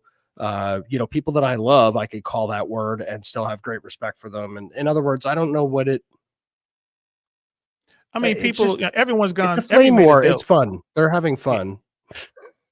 Every dude's gone through some simpleton type shit, even me. You know what I mean? Like, Yes. it is what it is, and it's gonna happen. So Chris, real welcome. quick, I want to give my oh, go ahead, Chris. Go ahead, Chris. It's like her first marriage ended because of severe physical abuse and abandonment abandonment of her afterwards. Here's the thing, man. We're not here to place judgment or whatever. We're not here to do that. You know what I mean? Nope. We're talking about the point that I'm trying to make, and I think Jay Big is with me on this. Religious, this how do you pronounce that word again? Ecclesiastes. It's There an you go. ecclesiastical structure that he's looking for, which comes from, I guess, Ecclesiastes is a book in the The Bible. book in the Bible. Right. The ecclesiastical, if I'm pronouncing that correctly, forgive me, got guys. Y'all know I'm a hood. That wouldn't Stop work. it. You're doing fine. Yeah, that wouldn't work in today's world because the law of the land overrides it. That's the only point I'm making. So, and even if that were the case, Andrew Wilson wouldn't have necessarily been able to marry her with the blessing of the church because of her history. Even if it was justified, like even if she was getting beat, which is horrible. You should never beat people. Don't beat your wife. That's not a play. Men shouldn't be doing that. You shouldn't be abusing your wife. I've seen abuse. I've seen what that does. Don't do that shit. That's some weak shit. Right? If you beating up on someone, you're abusing somebody, expect somebody to come beat your ass, you know what I mean, or worse. By the way, Silver Drago was talking about an annulment, which is an entire process that you have to see. It is a process within the church to even get that done. And I'm speaking maybe just for Roman Catholics, but I thought it was a Christian law, the annulment, but you can maybe tell me different. I don't know. I always thought that was within the church because like the divorce and annulment, because it wasn't divorces. They would allow you to annul have the annulment on your wedding, but you had to get permission from the archdiocese. Right, which means that you can kind of wash your hands. The church is allowing you to be okay with the divorce. That's what the annulment is. Yeah, and he's saying it is possible. And I appreciate you guys. First of all, I appreciate you guys showing up. Chris, Silver, thank you guys for showing up. Yayada, appreciate you, man. We're new over here, man. If you like what you hear, you're always welcome. And bro, I would love it if you guys can give us a subscribe and some support. But if you don't, that's cool, man. Just keep looking. If you want to be a ninja watcher, man, I am mad. Keep ninja watching. I will take it however we can get it. No diddy. And real quick, Miss AKA lady, I'm about to be an instant empty nester. I thought that too. I told my daughter when she graduates, I'm moving to Miami. And she's like, well, I'm moving to Miami too. So I guess I'm not going to be an empty nester. I go from being dad to having a roommate, I guess. And she's looking at colleges down there. She's already decided on her college. And she's like, Papa, I want to go here. And she's like starting the process. Like, it's like, I got the grades and I'll get admitted. So I'm like, damn, why don't you stay with your mama? No, I'm kidding. I want her with me. I want my daughter. Bro, I would have to move to Orlando. My kids want to go to UCF next year. And I'm like, man, that's expensive, man. How much is that? That's who 15,000. cares? UCF? No, it's a public school, and they have they're 100% bright futures. My kids are. I know. Oh, okay. Hey, lady, I know that I'm a dummy, but my kids actually turned out smart. So they have 100% bright futures that they can take advantage of. So I'll just be paying for room and boards, which is why I'm saying I would rather just move out there and live with them than pay their room and board. But moving to Orlando is like, I mean, for those who haven't really spent a significant amount of time, which I'm assuming is a bulk of your audience, I mean, this is a crazy area for traffic in a way that's hard to even put into words. Like, if you think Tampa's bad, Orlando's bad times 3. And then on top of that, you have these vacationers who are driving rental cars who have never been there before, who's not signaling across 4 lanes just to catch their exit. It's full. It's like The a worst video drivers in the game. world. It's like a video bro. game. I-4 in particular is what you have to take everywhere. The whole thing's a nightmare. So like the whole moving out there is, I keep thinking about it, but I've got to find some portable work if I think I'm going to do that. I need the Big Snafu podcast if that would pop off pretty To big. blow I can up. do that from anywhere for sure. But Hey, bro, I'm not you've getting heard asked. you've heard my routine. You've heard my bit, bro. I talk about driving in Central Florida and how many cars are flipped over. I've turned it into 15 minutes of comic gold. Because I remember the first time you heard my bit about 275 and I-4, I heard you laughing back there. You're like, oh shit, yeah. So, and you know, here's the key to comedy, guys. It has to be relatable. So I got this joke that's 100% Tampa, and every time I drop it in Tampa, bro, it's like, yeah, that shit's funny. They're laughing. They're laughing hard. Real. Man, these motherfuckers can't drive out here, bro. But I will see your Tampa traffic and your Orlando traffic and raise you fucking LA. That was my God, bro. That's crazy. Oh, you just wanted like, I can't. It's masochistic. No more. Yeah, it's masochistic. Man, it's crazy. But let's get back on topic, man. So again, for those of you guys who are watching, you know, Ninja watching, whatever, we're not having this conversation to say that CGA is better than or worse than Andrew Wilson and the same. We're just, you know, trying to really have the conversation that we wish they had, you know, instead of just getting mad and yelling back and forth. I didn't see any, there was nothing there. But back to the church thing. If the church ran marriage and this Rachel woman had 2 children out of wedlock with the first guy, right? So, and even though that worked, and I'm gonna go ahead and you know, tell you guys, or I'm gonna concede the fact that maybe she was abused. Okay, fine, but she got married out of wedlock. I mean, sorry, she had kids out of wedlock. So then she met someone else and got married. I don't think the church would have allowed it because she already had kids. She's not claiming the religiosity as much as he is, though, right? I mean, I know she supports it and espouses it, but that could be because of him.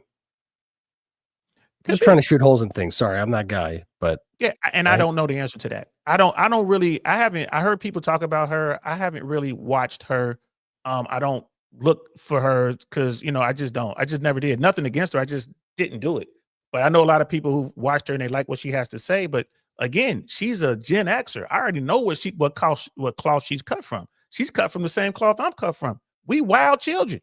We was out here doing our thing. Proof is in the pudding. You know what I'm saying? She's 25 years old with 3 kids by 2 different dudes. Right? So, and that's the point. Again, your religious beliefs or your religious dogma, or you believe in a religion and ostracizing other people and pressure and all that, don't mean shit when you stack that up against, you know, the United States of America and their laws. It don't mean shit. So let's continue. Let me go ahead and let's bring this back. I like this, by the way. And you haven't seen this, so I'm really, you know what I mean? So far, are you kind of shocked by what you're seeing? No, I'm not. I'm not shocked. It doesn't surprise me. And it doesn't surprise me what the internet's capable of either, right? These people, when they get a taste for you, they're like all in. They'll dig up your worst skeleton in the worst closet. So like none of this surprises me. It's just I'm waiting to see the totality of this to see if it changes my judgment on him and his situation. Oh, and welcome, Steve. 1, 2, 3, 4, 5, 6, 7, 8, 9. Appreciate you, brother. Welcome. I hope you guys enjoying yourself. He's saying they only became already. Yeah, he's saying that they're really just starting this. We're talking about Andrew Wilson and his wife. Looks like they really just embraced this, maybe because it works for them. Well, I was going to say, and that's what it sounds like, and not in a bad way. What I mean is when somebody, and you know, I could be considered a new learner to the red pill space, right? 5 years is not a long time, and I espouse it greatly because I found so much utility in it. So I'm like, that doesn't have to disqualify who you are and what you're doing either. So again, I'm just waiting for this. It just seems like they're trying to drop a bombshell, like he has had multiple women while he's currently married, and they're in this new sacrament that they're excited about, and like that would really trip me up. But again, and you and I spoke about this briefly, Saint, but You know, I don't think that your past has to dictate who you are today. And usually with most people, your most recent 5 interactions are what they associate you with. So you can kind of wash clean everything that somebody thought you were if you can string together 5 consecutive clean interactions. You will change your perception of yourself for them permanently if you can keep that up. So like it doesn't have to. People do change. People can change. I've seen it. I've done it. Most people don't. I don't have the expectation that people change for me, but I leave room for people to change. And it doesn't disqualify his message or anything like that so far. I feel you. And brother Chris, I hear you, bro. But I will say this about this timeline. The court orders and those dates, I mean, that's just court documentation. It is what it is. Again, bro, if someone were to dig into my shit, and if I'm sitting on YouTube and I can see the court orders that I filed in family court on the screen, I'd be like, damn. But that is a thing.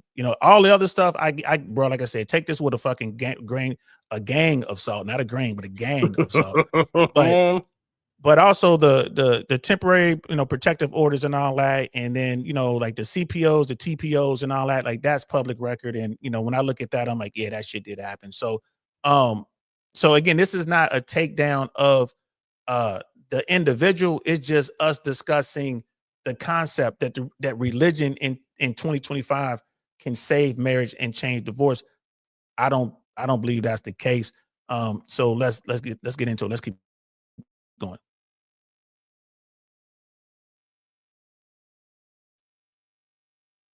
Oops. Stream, we still here. All right. The mass reporting is happening. All right. The mass reporting is happening. So let me see if we still live here. I'm refreshing my stream. You may have to refresh the stream. Oh, yeah. I see black screen here. I see a blank screen. So you see what's happening here. The mass reporting is going on.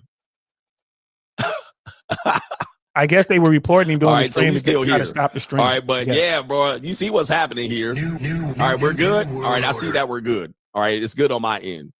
All right, but we might have lost some people here. But look at it. It went over 2,000, just like I thought, just changing the thumbnail. All right, but what I see is a lot of court actions, temporary protection order, filing for sole custody. There's some child support here. So this knows. Order falsely, by the way, I may add. Let me skip ahead on this one because we just see a lot of court action for several years. 5 years fighting in the court. 5 years fighting in the court. All right. Now we have a final divorce closure in 2011. Let's continue. 5 years old at the time. Then on February, about a couple of days later, Brian filed for a child protection order against Rachel on behalf of his son because he saw signs of abuse with his child protection. Brian on biological father. By the way, I want to let you guys know Andrew was nowhere on this page. He's not listed as a biological father or. All right, so there has been a tragedy, which again I had no idea. One of these kids died. All right, so this does come up with Tree, and again, this kind of reflects maybe possibly why they are the way they are. But this child has died. The one they're fighting. I want to go on the record real quick, man. Like this is fucking dirty work, bro. This is dirty work. Now we're talking about children who were lost and all that kind of stuff, man. This is dirty work. But it is what it is. This is why I tell guys, man, the game is cold, man. And it's there are no fucking rules, man.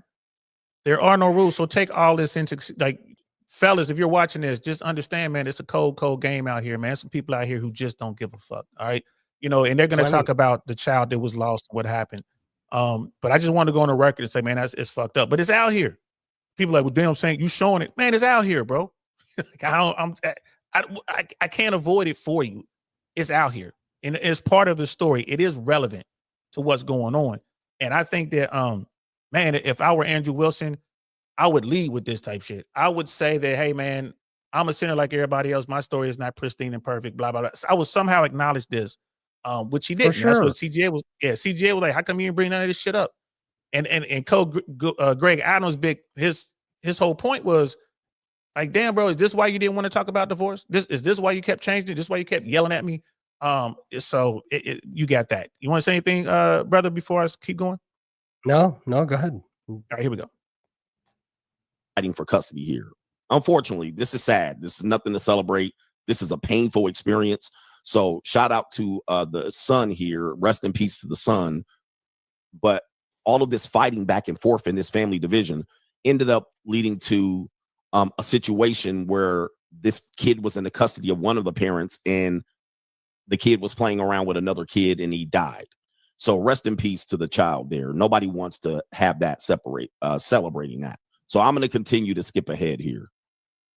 Check me. You can do so. These are public records. I am not using anything that's not public. Everything I'm telling you here is the case number right here. Look right here. This is the case number. This is out of the state of Nevada. This is the 2nd Judiciary District Court.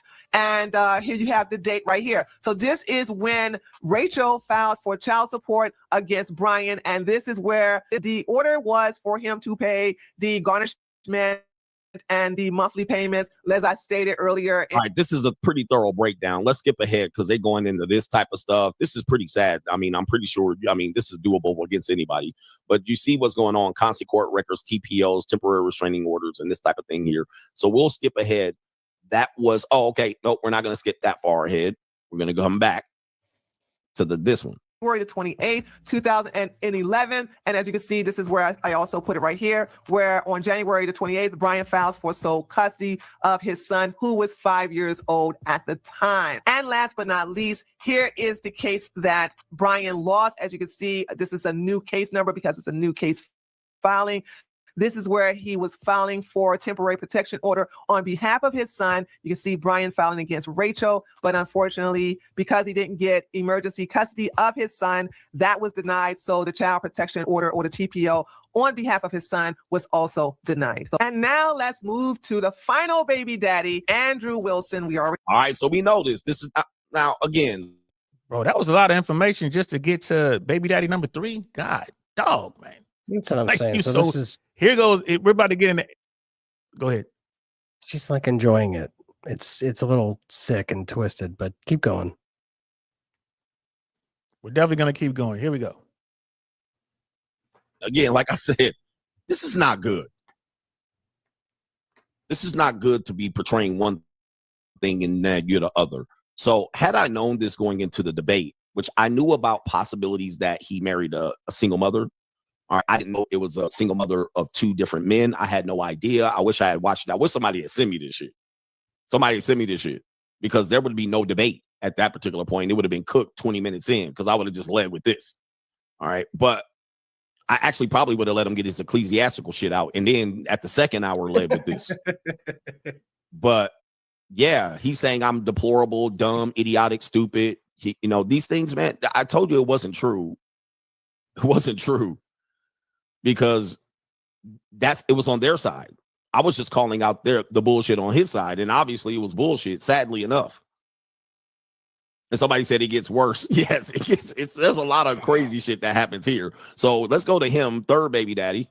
already know his last name, so I really don't have to say Andrew W. But this is baby daddy number 3, Andrew. Let's go through the timeline, and then we will go over the receipts. So in 2009, Rachel gave birth out of wedlock to her 4th child with the initials SW. That is her daughter. That is the daughter that belongs to Andrew. That is the first biological child that belongs to Andrew, not the first daughter that belongs to Chad, not the son that belongs to Brian, but this little girl belongs to Andrew. And by the way, Andrew was 25 years old and Rachel was 29. So Rachel is 4 years older than Andrew. That doesn't.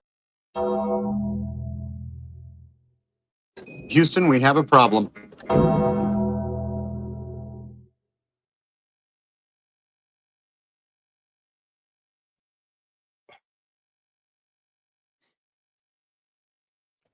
The dramatic Come on, pause. coach. You know Come what on, he doing. coach. You know what he doing. Gotcha, bitch.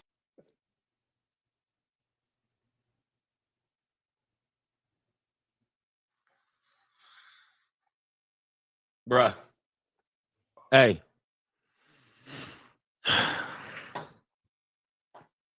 Right before his brainstem developed,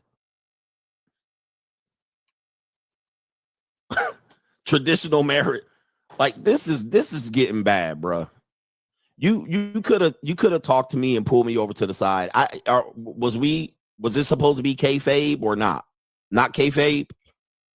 We wasn't supposed to break kayfabe. Guys, is this your king? This is who y'all defending. Is this your king? Huh? Is this your king? This is who the manosphere sided with. Half the manosphere. This is who you black manosphere people siding with right now. You could do it. This is why I gotta leave, man. This is why I got to take my ball and go. There's no helping men at this point. Nobody's helping y'all. There's no helping men. I'm not doing this to belittle or ruin Andrew Wilson. What I'm doing is saying to the men out here, you have to be careful with who you champion, especially against a champion.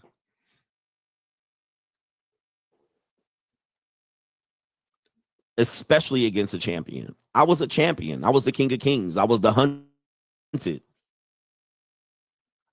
I was the one that people wanted to make look bad. But come on, man. Just jump ahead a little bit. Fatigue, whatever you want.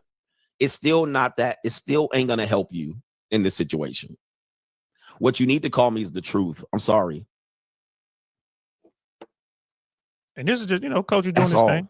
He's going to, he's got to do his little. Not have that on thing. my on my bingo card. I did not. Taraka, and I got the My bad. I got to jump around a little bit, guys. Okay, we're going to continue this.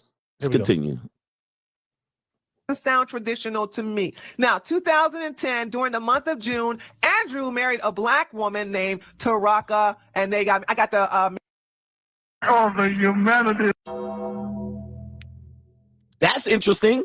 He married a black woman. I did not have that on my bingo card. I did not have him married would make it to a a domino black card. woman on my bingo card. Yeah, domino card. Hey man, real talk. When I saw that part, I'm like, Andrew Wilson was married to a black woman. All right, bro. I didn't know this dude. All right, bro. And I guess they found the marriage documentation or marriage license or something like that. Scam Likely's in the building. What's good, fam? I mean, it's all good. What does that tell me? That tells me that Andrew Wilson has some sort of game, maybe, or does that maybe make he him fell based prey or to the not? sister's game. I don't know. Bro, I never use the term based. I ain't gonna lie to you, man. When the motherfuckers be running around talking about based, I be looking at them like, man, fuck you talking about based. I'm a different dude, though. We come from a different space, man. Some of the terms and shit, I just be like, all right, whatever.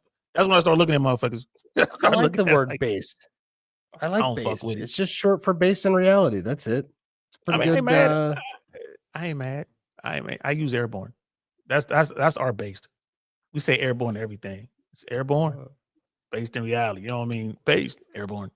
But this is, again, guys, this is why I like rocking with the people I rock with. Yo, me and Jay Big don't agree on everything. We don't. You know what I mean? But that's my guy. If he calls me, I'm on there.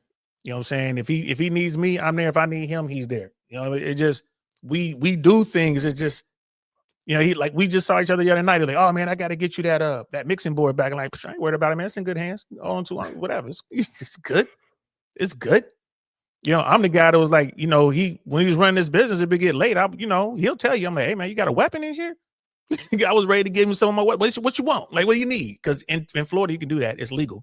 I still use the hip holster. The holster? Yep. Always, hey guys, real quick. Thank you. Always. If you're gonna carry a weapon, make sure you have it in a holster. Don't put it in your pocket. You'll shoot your balls off, man. Keep it in a holster.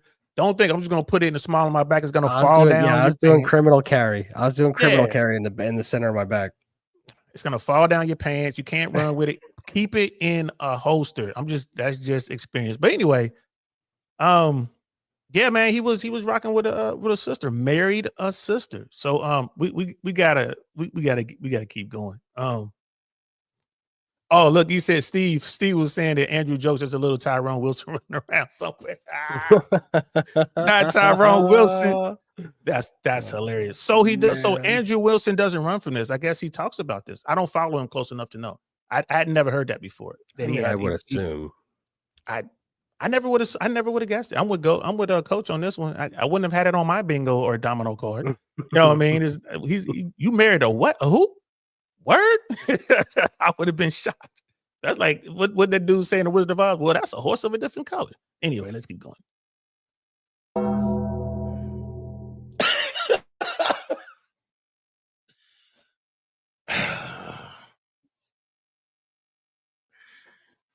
Andrew, you could have told me this, homie. We could have had the conversation after. See, you could have told me this, bro. Then I would have treated you a little bit differently. If we would have had a drink and we could have went over this script, I could have just said, okay, let's fake the debate and keep it moving. And it's all Jermaine's fault. It's always Jermaine's fault. But hey, Myron, are you watching, sir? Is Myron here? Myron gotta be here. We could have been buddies. Hey, Andrew, we could have been cool behind the scene. We could have been cool. We could have been buddy. We could have went through a script. We could have said, okay, you say this, I say that. All right, but you tried to come at my neck, bro. Pause. You tried to decapitate me. Myron, are you here? Myron, please be here watching this shit. Hey, Fresh. See what I mean, man? It's animosity between these two, and I don't know why. Hey, in the chat, guys, do y'all know why is there animosity between CGA and Andrew Wilson? In the chat, guys, why is there little drama there? I thought it was because of money, but I don't even think it's because of money. It seems like a battle. I don't know why they ego. got problems with each other. Just egos.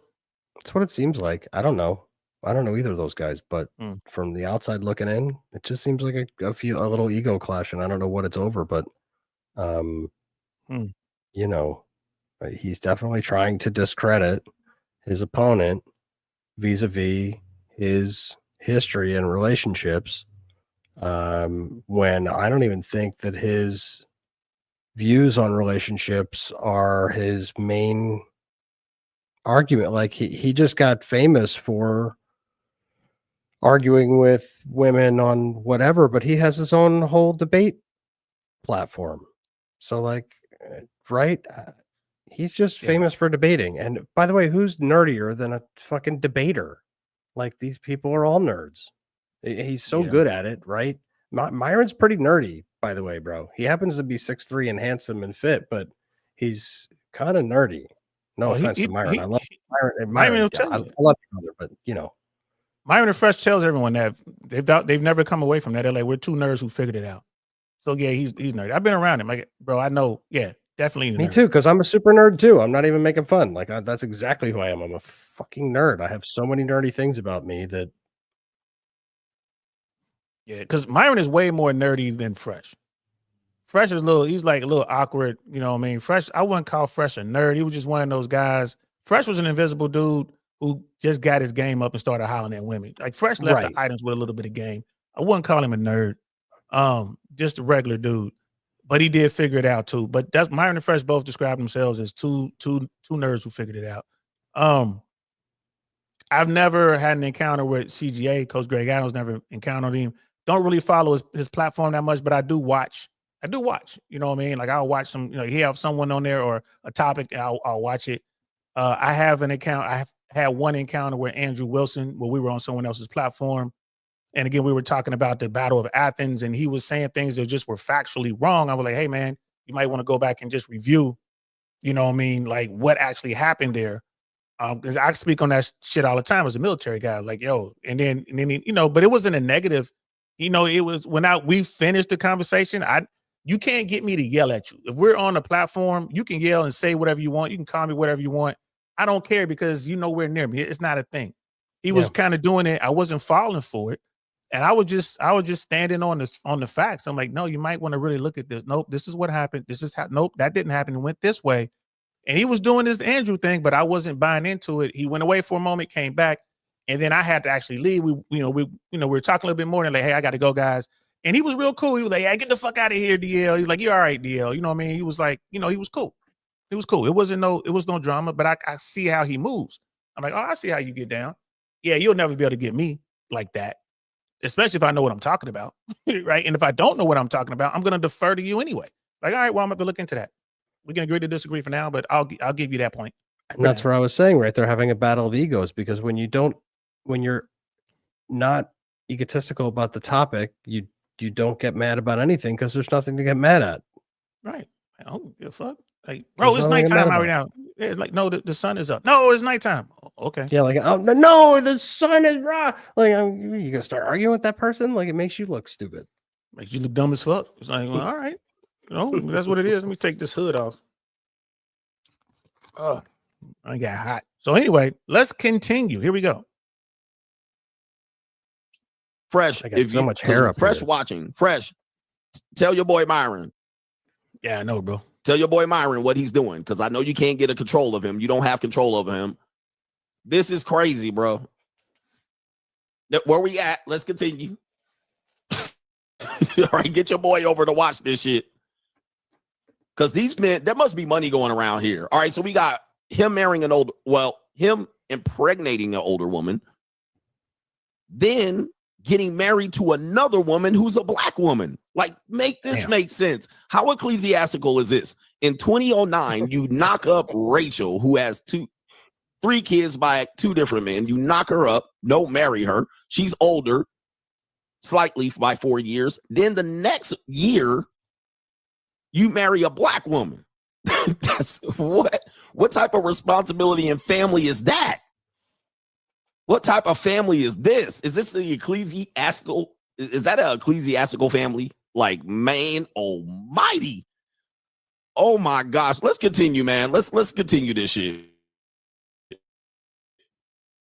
Marriage court filings to prove this. So it looks like Andrew was into the swirl, y'all. Okay, he loved him some 2010. 2010, on June the 4th, Andrew's parents filed for guardianship of the first daughter that Rachel had with Andrew. Ain't that some stuff? Oh my goodness. So here's the deal. This is what I'm guessing. By the way, what I'm about to say, I'm just guessing here. What is this? I'm just guessing.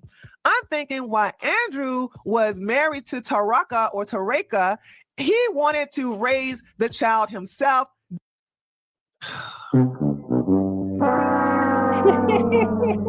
To get this straight, just so y'all can keep track, because a lot of people can't keep track. This is why he kept saying, I don't understand. He knocked up his current wife, married another woman, but apparently he wanted custody of the kid he knocked her up with. He wanted to raise her in the home of the new wife.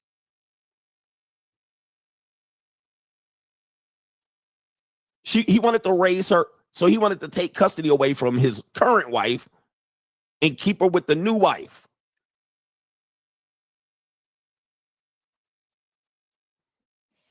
Bro, this shit just messy, man. It's just messy. And Steve, I feel you. I mean, Andrew's basically saying, don't worry about how I used to live. This is how I'm living now. I've embraced this religion, and I think this will work. This is what I'm arguing for now. Okay, that makes sense. I can accept that. But you can't run from your past. And this is what I was talking about with you, bro. Like, yeah, I believe people can change, but you can't run from it. If you got that past, you got to start with it. Like, whenever I've gone to church, like, people invite me to their church or whatever, we go in, and they have their speaker, a preacher or a guest preacher or whatever. There's one time I went, this guy was like a prophet. This dude like, oh, the prophet so-and-so. It was like a white dude wearing designer stuff from head to toe, who was raised by a pack of black people, came from the streets. I'm listening to this dude's story, and he started out with what he used to do. I was in the streets. I was womanizing. I was selling illegal substances. I was walking around with, unlicensed weapons. We were robbing people. We were stealing. We were doing all this. And then I found the Lord. Okay, cool. Like, but you can't run from it. And it just came off in that back and forth, that debate or conversation with Coach Greg Adams, that Andrew Wilson didn't want to deal with it. But I feel you, Steve. Like, okay, he wants to go with this new way. What are your thoughts on that, Joe? I'm sticking by my original thing, which is that it was initially contentious for some reason that we're not aware of, and that has led to what we're seeing right now. It's petty. Honestly, what I'm seeing is very petty. And I understand that Coach Greg did not initiate the pettiness, that this other third party, right, stepped in. But this is this weird thing where you're discrediting somebody because of a debate. Like, how does that? It's one of those things. And I agree with you, Chris. I agree with you, man. The debate was on if marriage is good for men, and both agreed yes. Yeah. And that was the end. And then it turned into this argument about whatever they were arguing about. But maybe they realized early on that we can't debate because we agree. Marriage is good for men. If you can find the right woman, I agree with that too. Men and women are better together than they are apart. I agree with that. All that. But like we talk about over here and the rest of the manosphere talks about, just understand the rules and know that, anybody can get out of divorce at any time. No fault divorce is a thing. Whoever has the money is going to lose money in a divorce. You can lose your house. You can lose, access to your children, alimony, child support. Understand the downside. But if you find the right person, you shouldn't have to worry about any of that shit. If you got the right person. If you got the wrong person, it's going to fucking hurt. You know what I mean? And they had this conversation could have been better. I wish they had the conversation that you and I were having about how can we make marriage better? How can we mitigate the downside of divorce? But they didn't. They just went and threw slings and arrows. And now we're in into someone's life. Like, bro, you married a black woman after you knocked up your girlfriend, baby mama. She's baby mama, but you married somebody else. And who cares if she's black anyway, by the way? Yes, it's just funny to just me. me talking. It's just funny. You're right. Yeah, says the guy who be hollering at sisters. But who cares? No, you're right. Who cares? And it should be that way.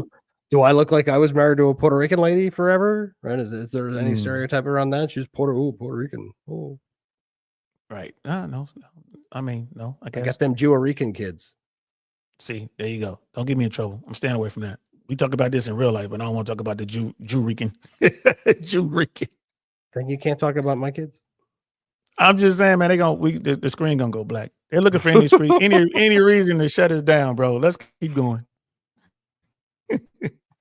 Now that is and he didn't file. It was his parents. His parents filed, which is interesting amongst itself. So why are the parents filing on the behalf, taking away the guardianship of his current wife? But they were going to live with the former wife, that's confusing as fuck. All right, but let's continue here. Did not find Rachel to be a fit mother, so he had his parents do their dirty work. I will show you the court case. Trust me, I got the receipts, honey. So he wanted his first daughter because the second daughter wasn't born yet, and because the deputy sheriff would come over to where Rachel was living and could not serve her, this is the reason why the case got got discharged. Let me read this for you for a second. So on June the 4th, Andrew's parents filed for guardianship of SW. That's the fourth child. Okay, that's the third daughter, but the fourth child. The legal notices that were sent to Rachel, not Andrew, because he was married to Tareka, who dodged being served. She was hiding. Every time the deputy sheriff would show up, she would go hide somewhere and tell people, I'm not here. Since the deputy sheriff couldn't serve her the court papers, the case was discharged. Now, in 2012, during the month of February, Rachel gave birth out of wedlock again to the fifth child. Okay, hold up. I know I might have got the previous thing wrong because, again, I don't understand. You sound incoherent. Let me get this straight. Come on, man. Wow. What the hell? Oh, my God. No. Oh, my God. Yeah, I think I'm going to stay a free agent. So you knocked up Rachel. Next year, marry Tareka.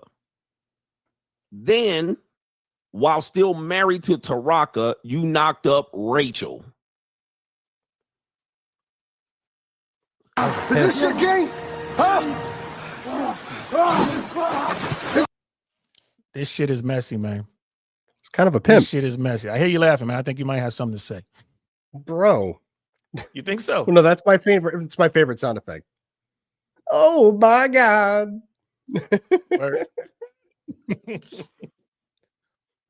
But damn, I mean, and again, back to if the world were the way Andrew Wilson was proposing, their marriage wouldn't be, talking about him and Rachel, their marriage wouldn't be sanctioned by the church. It's way too much mess going on.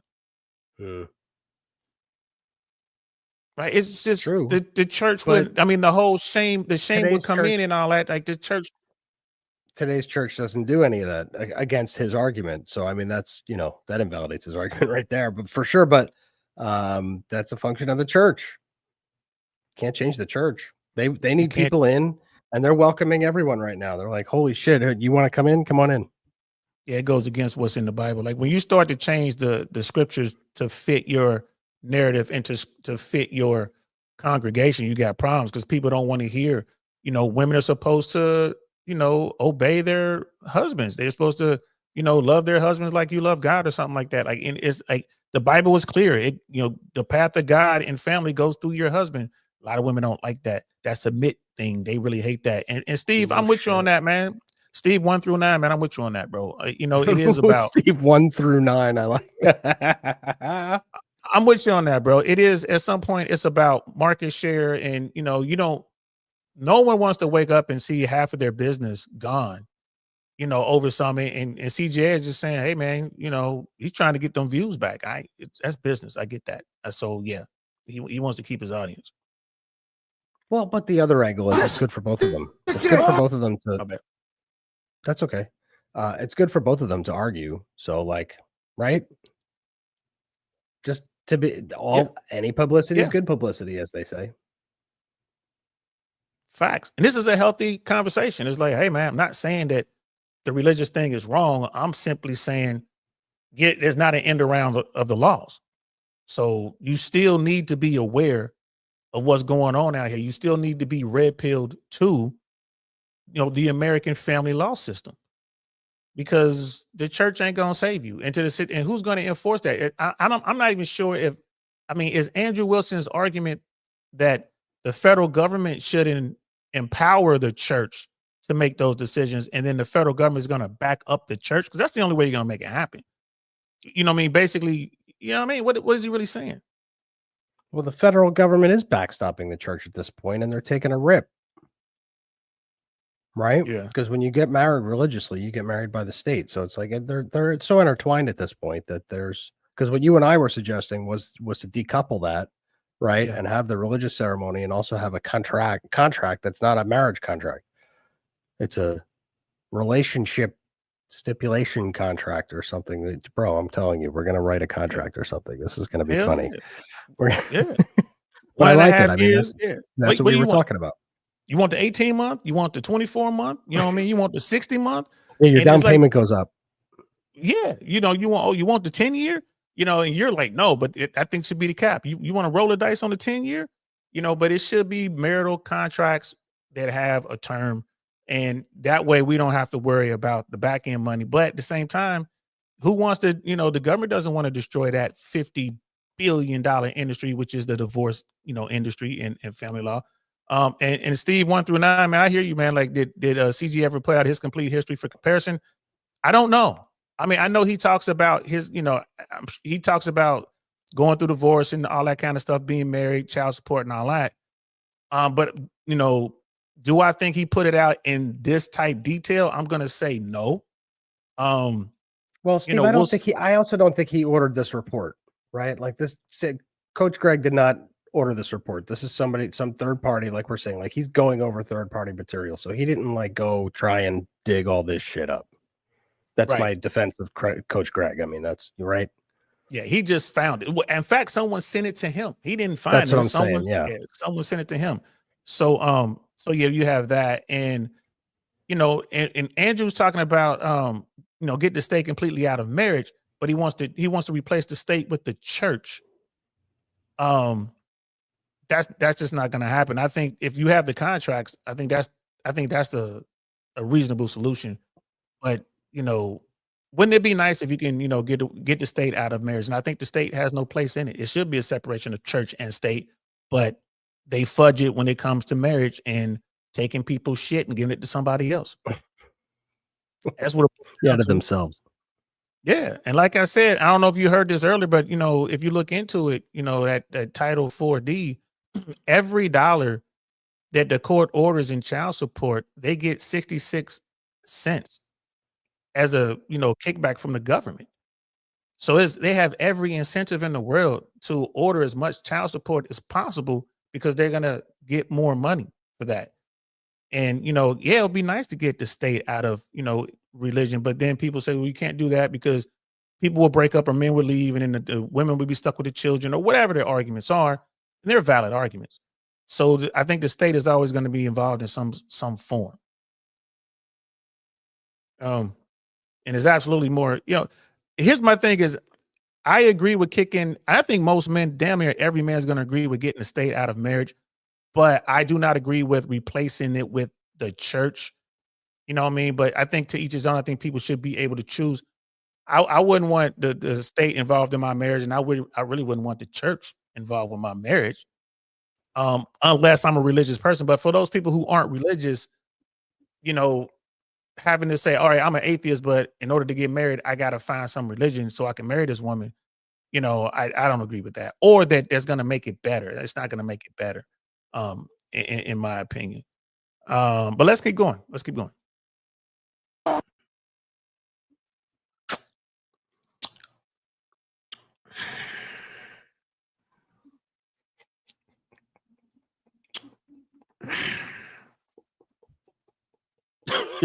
That has the initials BW. So that's the fourth daughter, but the fifth child. During the month of December, guess what? Now, when I can't find the divorce papers because I don't know what state that Andrew and Taraka got divorced in. So I don't know if they got divorced in 2000, later in 2010, or in 2011. I'm not sure. But Andrew was able to go over there and creep up with Rachel to get her pregnant again. And that's when she had the fifth baby. And then, because she had her fifth baby, her fourth daughter, February, you need to remember these dates, ladies and gentlemen, February 2012. Well, guess what? It wasn't until later on that year that they got married. So she had. Oh, my God. So both kids were out of wedlock? Both kids were before you were married?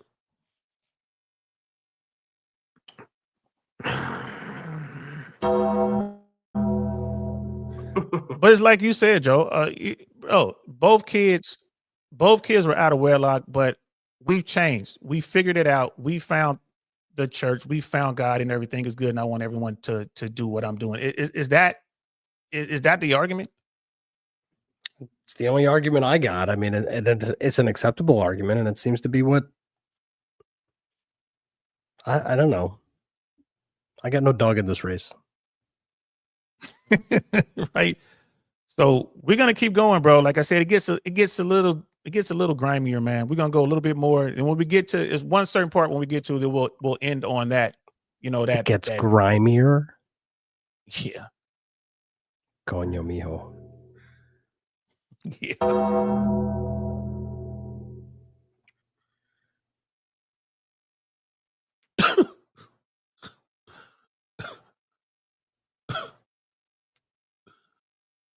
I don't even know what to say, bro. I can't even, man. Like, my stomach is turning at this point. And I don't feel bad for him. I don't feel bad for Rachel. I feel bad for the men to really be caught up in the middle of this. I got caught up in the middle of this too. This is why I have to be more careful and vet who I'm pitted against. I have to be more careful who I associate with. I have to be more careful because you try to take people seriously and try to take these scenarios seriously. You try to do as much vetting as you can, but you try to be like, I'm not going to go and attack the guy. So I wasn't on the attack, but I was like, I could smell bullshit. And this is bullshit, man. This is not a evangelistic, ecclesiastical, Christian, any damn thing, man. It's not represent that. And unfortunately, men have been now sold this, and they maybe go over there to the church. But this is what he's got in his background. This is incredible. This is incredible. And we all are human and make mistakes, but Jesus, you tried to attack me and call me all kind of names and still calling me names. I'm more traditional than him, for real. had her baby out of wedlock February 2012. They didn't get married until December 2012, either the 27th or the 26th. I'm not so sure. And remember, I want you guys to understand, because Andrew said he was raising Brian's son at the age of 3. No, he wasn't. Brian. So Tree goes into this, which to me, I'll sum it up from here. So Tree goes into really an issue that doesn't matter to me, because I believe what she's accusing Andrew of is saying that he helped raise Brian's son, who is the young child that died. But what she's saying is, based on this timeline, he didn't know the son, so that he's actually lying in how much participation he had in that kid's life, possibly using his death to get sympathy from whoever, his audience or something like that. I was around, I helped raise this kid, he died. All right, Tree is saying, no, you didn't know that kid. The kid was in the custody of Brian, the father, the biological father. And by the time you married Rachel, you already gave her 2 kids before the marriage. And then the kid would have been 7, 8, 9, 10. All right. So that's basically what she's saying here. And that's unimportant to me. That could be an important thing for you, because he's using his tragedy, the young kid's tragedy, to get sympathy for him. All right. So that part I don't care about, but the bottom part, again, it gets a little bit worse, is that the son obviously lost his life. But I guess the story goes, let me see if I can get the story. Okay, I'll let her tell it. Okay, she's going into the timeline saying that if these kids were born during this time, but you got married at this point, you weren't married at the point of you weren't married at the point when the kids are here. All right, so let me see here. Let's go into this.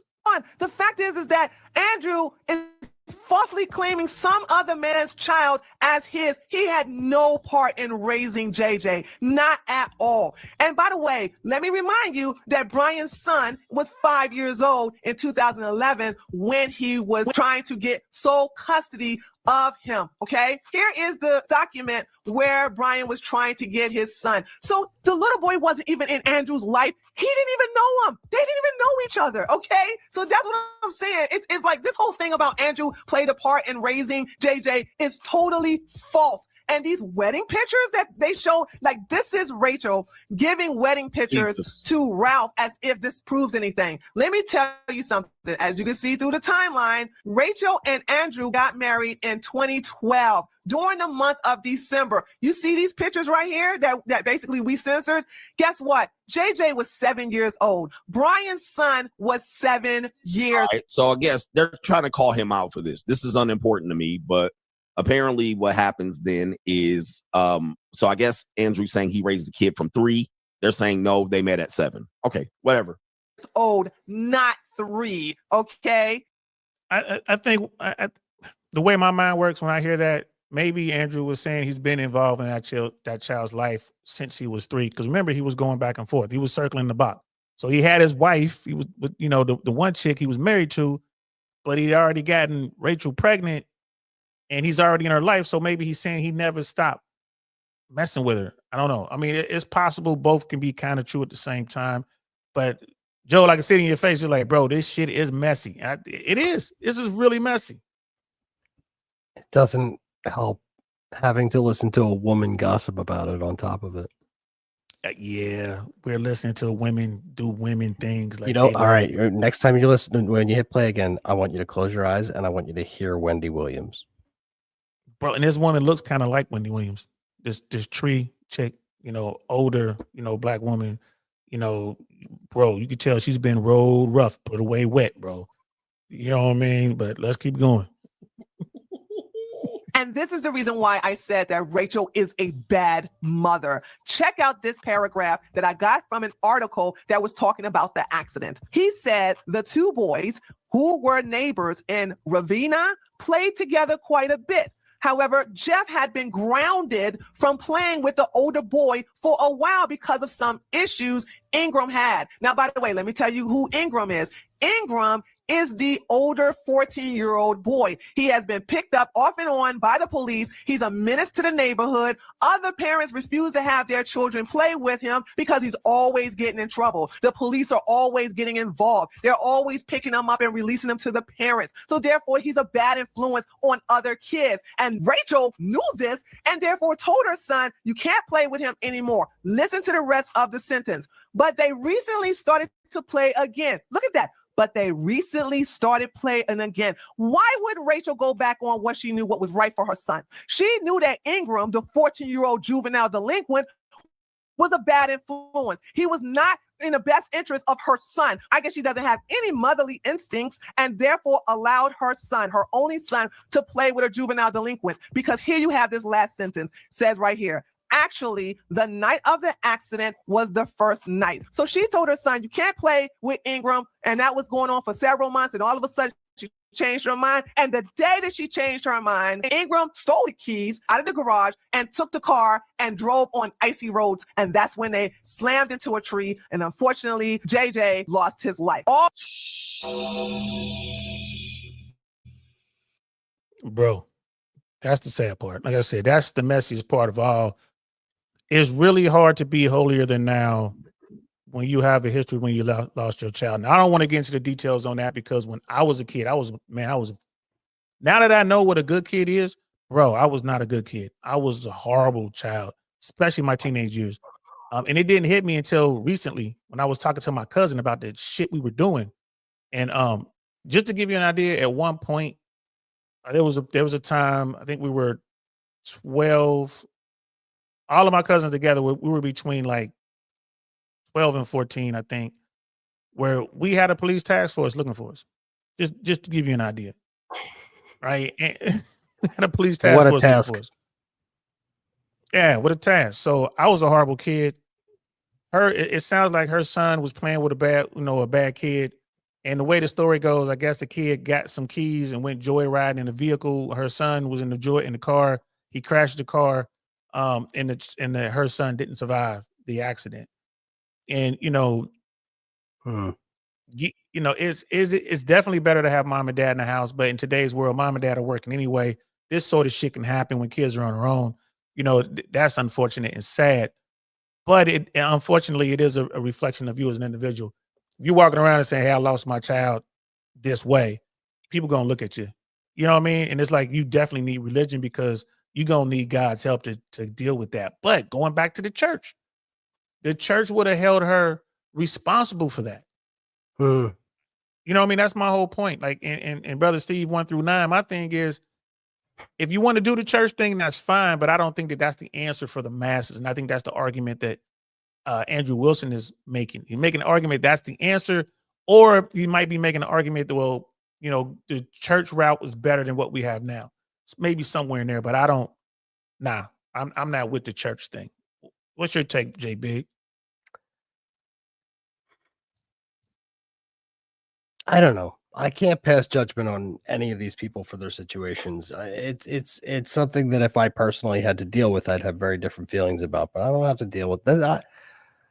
The whole thing's kind of sad.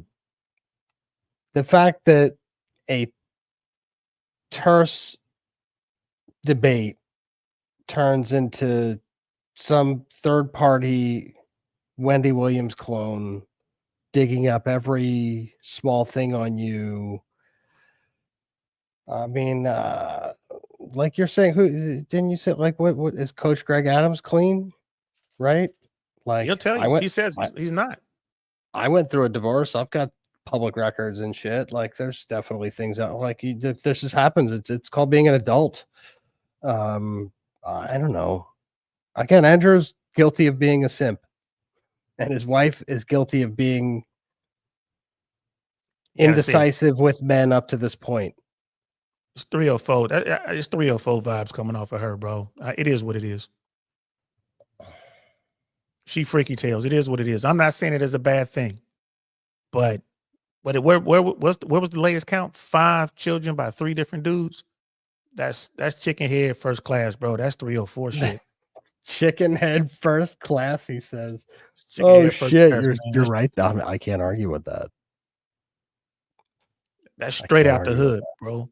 That's straight out the hood. That's when people want to start talking about the Shaniquas and the Lakitas and the whatever, the Lil Shuds and Tuds of the world.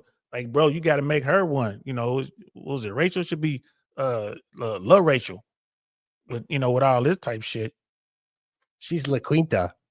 For real. So, and it's like, damn. But this is life. And the most tragic thing to me about how this affects the Manos swamp is it detracts from the real fucking conversation, which is this shit is fucked up out here, guys. I gotta learn these rules, because if you don't, you can get jacked up. Now it seems to be working for Andrew Wilson, but who knows what's gonna happen 3 years from now, 5 years from now, right? He might decide to divorce her, she might decide to divorce him, and you know, I mean, it is what it is, bro. It's true. Well, time will tell. And actually, if the past is any predictor of the future, they will be divorced. Yeah. What did James Sexton says that he's like, oh, you know, you got the divorce rate for first time marriages like around 50% or whatever. I think the numbers in 2025 they have it down to 42%, but they're like second and third marriages are way worse. Like they don't go the distance. You know, the bigger red flag to me, dude, is that she's trying to be a personality as well. That's the biggest red flag to me that Myron would definitely agree with, right? He would tell you, do not date a social media girl. Do not date someone who is putting themselves in the spotlight, or a model, right? Like, just don't do it. Don't do it. It just comes with certain habits and certain behaviors that, unfortunately, go along with that. And they're very bossy, demanding, controlling. I don't know if she's like that or not. I'm not stating that at all. But again, if the past is any predictor of the future, they're probably going to get a divorce. Yeah. So is that his first marriage? Is that what I'm to understand? He didn't marry any girl before that? No, remember he married the black girl first and got that's divorce right, or and that was his first one though. Yeah. So she's his second marriage. She is his second, and I think her second, because she didn't marry Chad, but she married the Brian guy. Oh, true. Got divorced, and then she married old boy. So there it is, right there. Her first time marriage didn't work. Got married again. So and the numbers and the are success rate on the success rate on the second marriage is worse, and on the third marriage is even worse, and on the fourth marriage is even worse. Like the divorce rate goes way up as you continue. And Chris was asking, like, why not watch the video I referenced? The reason we're not watching it, bro, because we're I gotta go somewhere. We're like, and I gotta pee soon. I'm like, I'm he called me Captain Small Bladders, and I'm trying to hold it in, but we're creeping baby into bladder over here. Yeah, he can't hack it. But Chris, I broke the seal.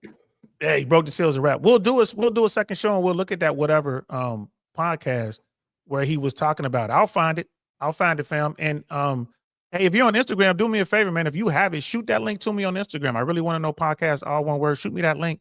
And we'll put it on here. We'll definitely talk about it.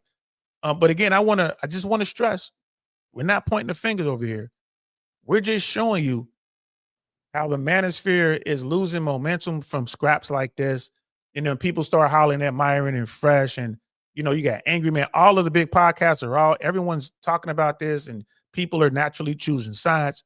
My thing is this is yet another teachable moment, right? And I think the lesson here for both guys really is we should work together. CGA and Andrew Wilson, like, man, put y'all shit back in your pants, man. This ain't a dick measuring competition, man. We're supposed to be here to help dudes. Right? That bottom it's such line. a small group of people too. We have so few of us who are genuine and not grifters that we really need to. Although I guess maybe that's what he's accusing Andrew of being, as a grifter, but it doesn't seem that way to me. Like, to me, even if you're a grifter, let me hear what you got to say. It might be some good shit in there. You know what I mean? I don't mean I got to send you money. Just let me hear what you got to say. Like, damn, True. He's right about that. True. You know what I mean? I'm not a fan of Donald Trump, but I'm like, yeah, Trump's right about showing up the fucking border. Trump's right about getting the people who are in this country illegally and dealing with them. Now, I may not agree with the way that we're doing it, but it needs to be done. Yeah. You know what I mean? It's like, and that's when my liberal friends get mad at me. I can't believe you said that. I'm like, shit, Trump's right, bro. We need to do something about this shit. Now it's hard to get it's hard to throw a rock across the fucking border right now. Like, goddamn, they locked that shit down. You know what I mean? No better time than now. Right. But at the same time, is anybody watching the northern border? Like, that's another big border. And you can get a lot of shit across that border because there's nobody watching that. It's harder to get into Canada in general. I think it's easier to get into Mexico. I think it's more difficult to get into Canada. Full stop. Somebody proved me wrong. I'm willing to be wrong, but I think that's a tougher port of entry is how they would put that. Yeah, it's tough, but it can be done. You know what I mean? And most of this shit comes in the ports anyway. Like when you talk about all of the illegal substances that come in here, it don't come across the border or under the tunnels. It's coming in through the ships. And not those ships we're blowing up. Yeah, and airmail. Yeah, and drones. They're doing drones now. But yeah, Casual German, I'm with you on that, man. Raiding daycare centers is a bit much. It is. I wouldn't do it the way that they're doing it, right? But I would definitely do it.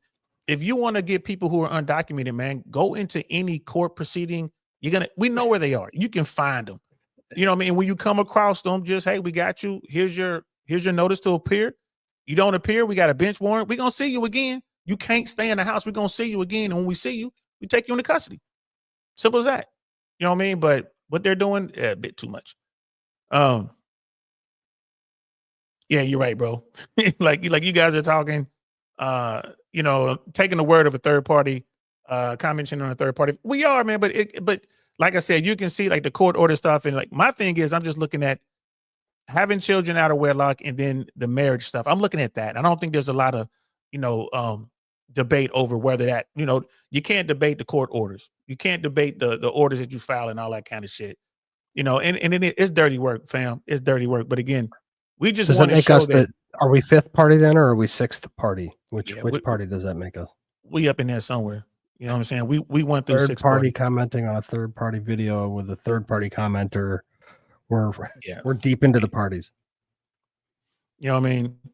And they said it was even stated they couldn't confirm his first marriage, and that's cool. I mean, and again, here's the deal.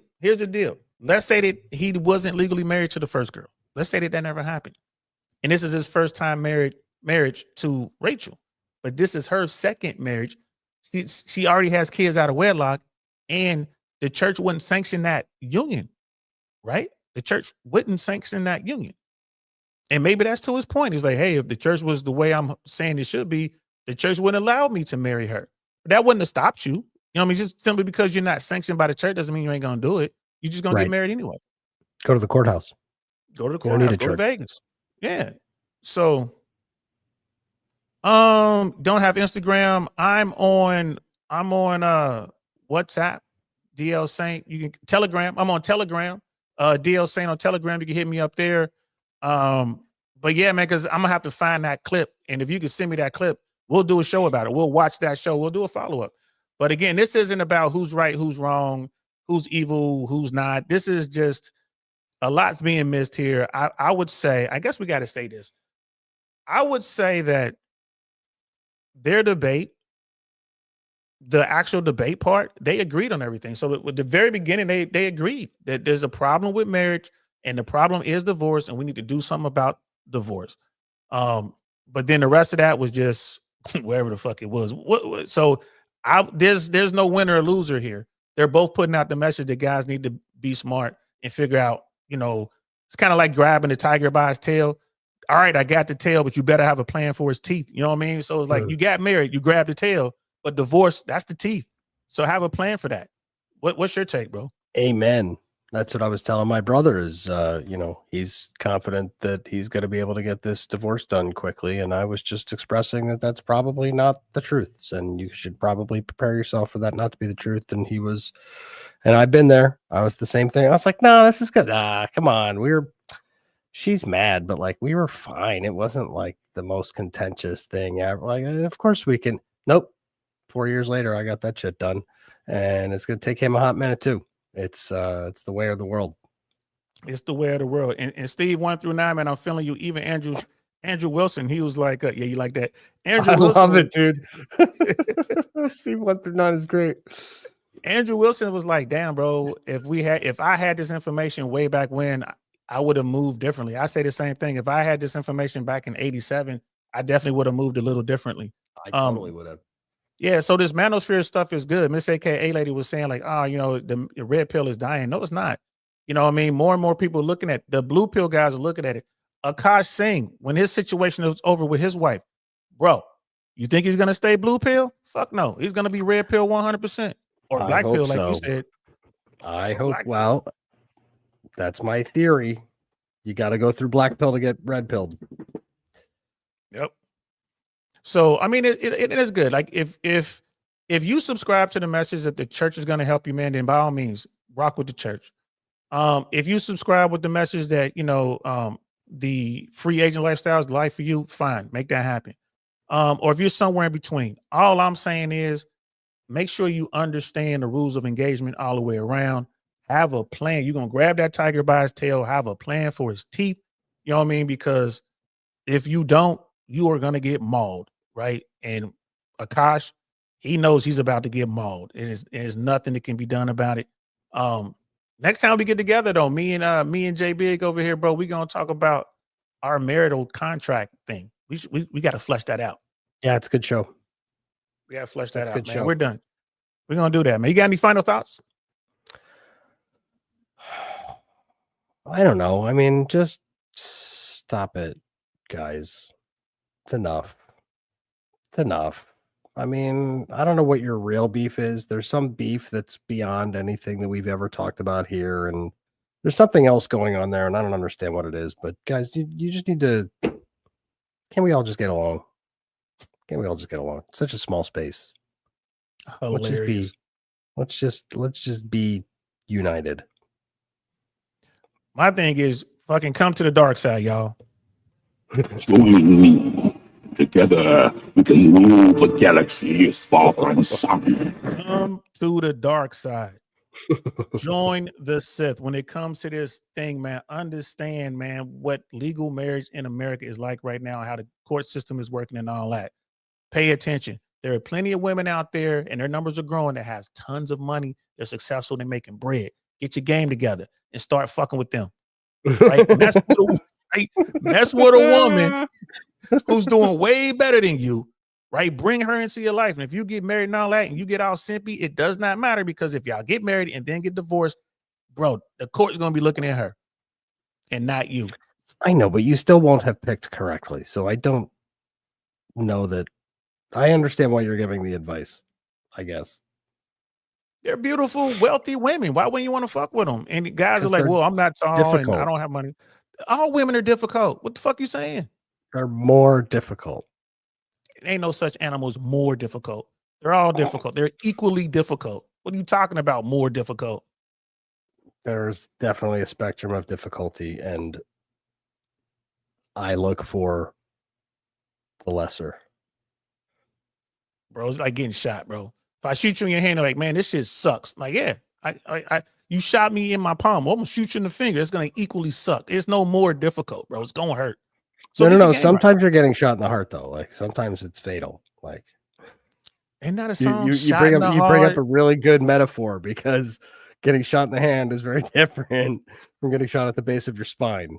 So yeah. That bullet hurts no matter where. But and it's more. I get you saying there are more vital parts. Some things are recoverable. I will concede that. Yeah, getting shot in the heart, you stop. Yeah, that bullet goes to your heart. You ain't recovering from that. You know what I mean? But it goes to your knee. Yeah, you just walk funny. You just walk funny. Nah, man. But guys, my point is this: don't lose track of why you fell down this rabbit hole in the first place. Get the answers that you seek. Right. Put everything you learn through that old Think tank. Arch. Nothing gets past the old think tank. Nothing. Put it through the old think tank. And if you only take one bit of advice from me, let it be this: keep your emotions in check. Simpletons get in trouble because they let their emotions out way too soon. Keep your emotions in check so you can see everything with clear eyes, not the rose-colored Disney fairy tale goggles, right? Keep your fucking emotions to yourself. Vet whatever woman you're dealing with at least 2 years, right? Make sure you know who you are dealing with. And now at least in theory, you know what you have. So if it goes sideways, you should have seen it coming long before it got to that part. You know what I mean? It's hard to fool somebody for 2 years. So that's my advice. I would say, please take that. Brother Steve, 1 through 9, man. Appreciate you, brother Chris. Appreciate you. All the new folks who came in here, Yayada and shoot, what was that? E-Wade. Damn, let me go find you. E-Waste. E-Waste. E-Waste. Thank you guys. Hope you had a good time rocking out with us. We'll be back. I'll be back Monday. Yo, J Big, when you gonna jump on again? So probably tomorrow I'll be on. I meant to be on today, but then I knew we were gonna do this, so I figured I would hold back. I've also got a recorded show in the bank that I'm about to put up. But I should be going live tomorrow and Monday and Tuesday. Like, I'm trying to do it daily. That's what I'm trying to do, but we'll see how well that works out. But you can expect to hear from me frequently. Yeah, but I won't be doing this 4-hour shit. I'm like an hour. I'm an hour in and out. Because like I said to you at the beginning of this shit is hard. It is very hard. I normally do 2 hours max. I knew it was going to go long because I got you here. And it just to get through the content, I knew it was going to take us a while. Dogface dudes, deliberating was good, fam. Appreciate you, man. Appreciate you, man. Hey, do me a favor. Drop a subscribe, man. Drop a like. Jump over to Big Snafu Podcast, man. Did you put your link in here? Did I drop it in the chat? No, I don't think you did. Drop your link in there. Do us a favor. J Big is just getting started right now, man. He just started his platform. Do us a favor, man. Go over there, support him. Help him get to 1,000 subscribers and get that 4,000 watch hour mark down so he can start getting monetized and make a couple bucks. Share all that good stuff, man. Everyone out there, man. You guys are welcome always on this platform. Dudes, if y'all got questions, holla at us, man. We're older. We've been down this road, man. Holla at us. Don't be afraid, man. I'm not going to talk shit about you. I'm not going to call your names. You know what I mean?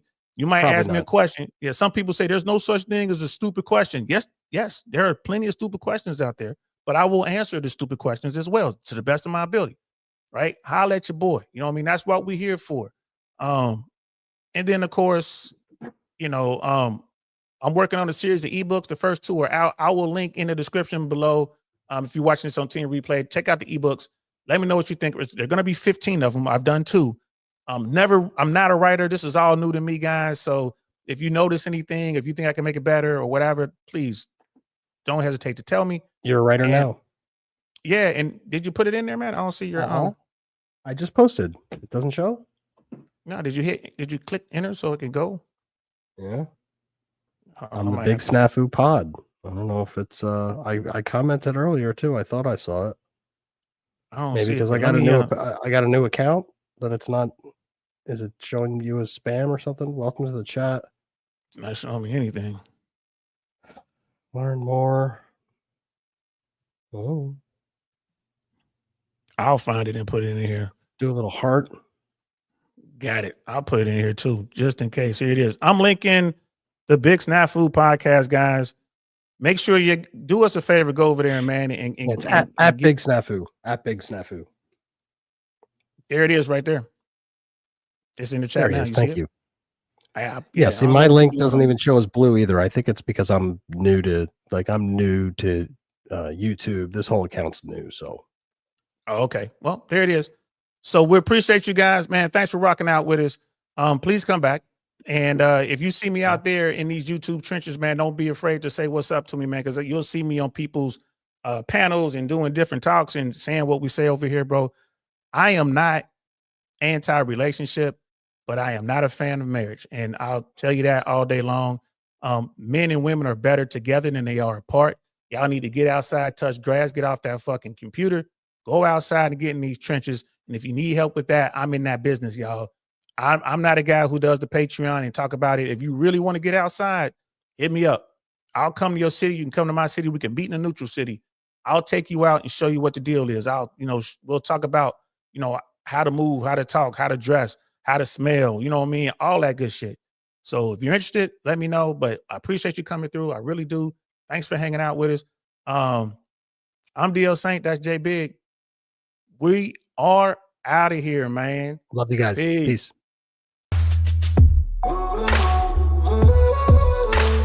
Nothing like I've ever seen. It's just a thing of beauty.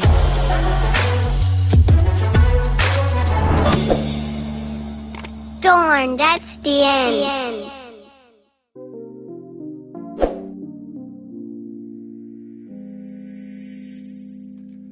Thanks for watching my video. And if you enjoyed that, don't be afraid to comment, like, subscribe, share, all that good stuff, because every little bit helps. We're trying to grow. We're small over here. Really appreciate your time. And if you enjoyed that video, YouTube thinks you will enjoy this video, or maybe that one. Either way, we'll see you soon. Peace.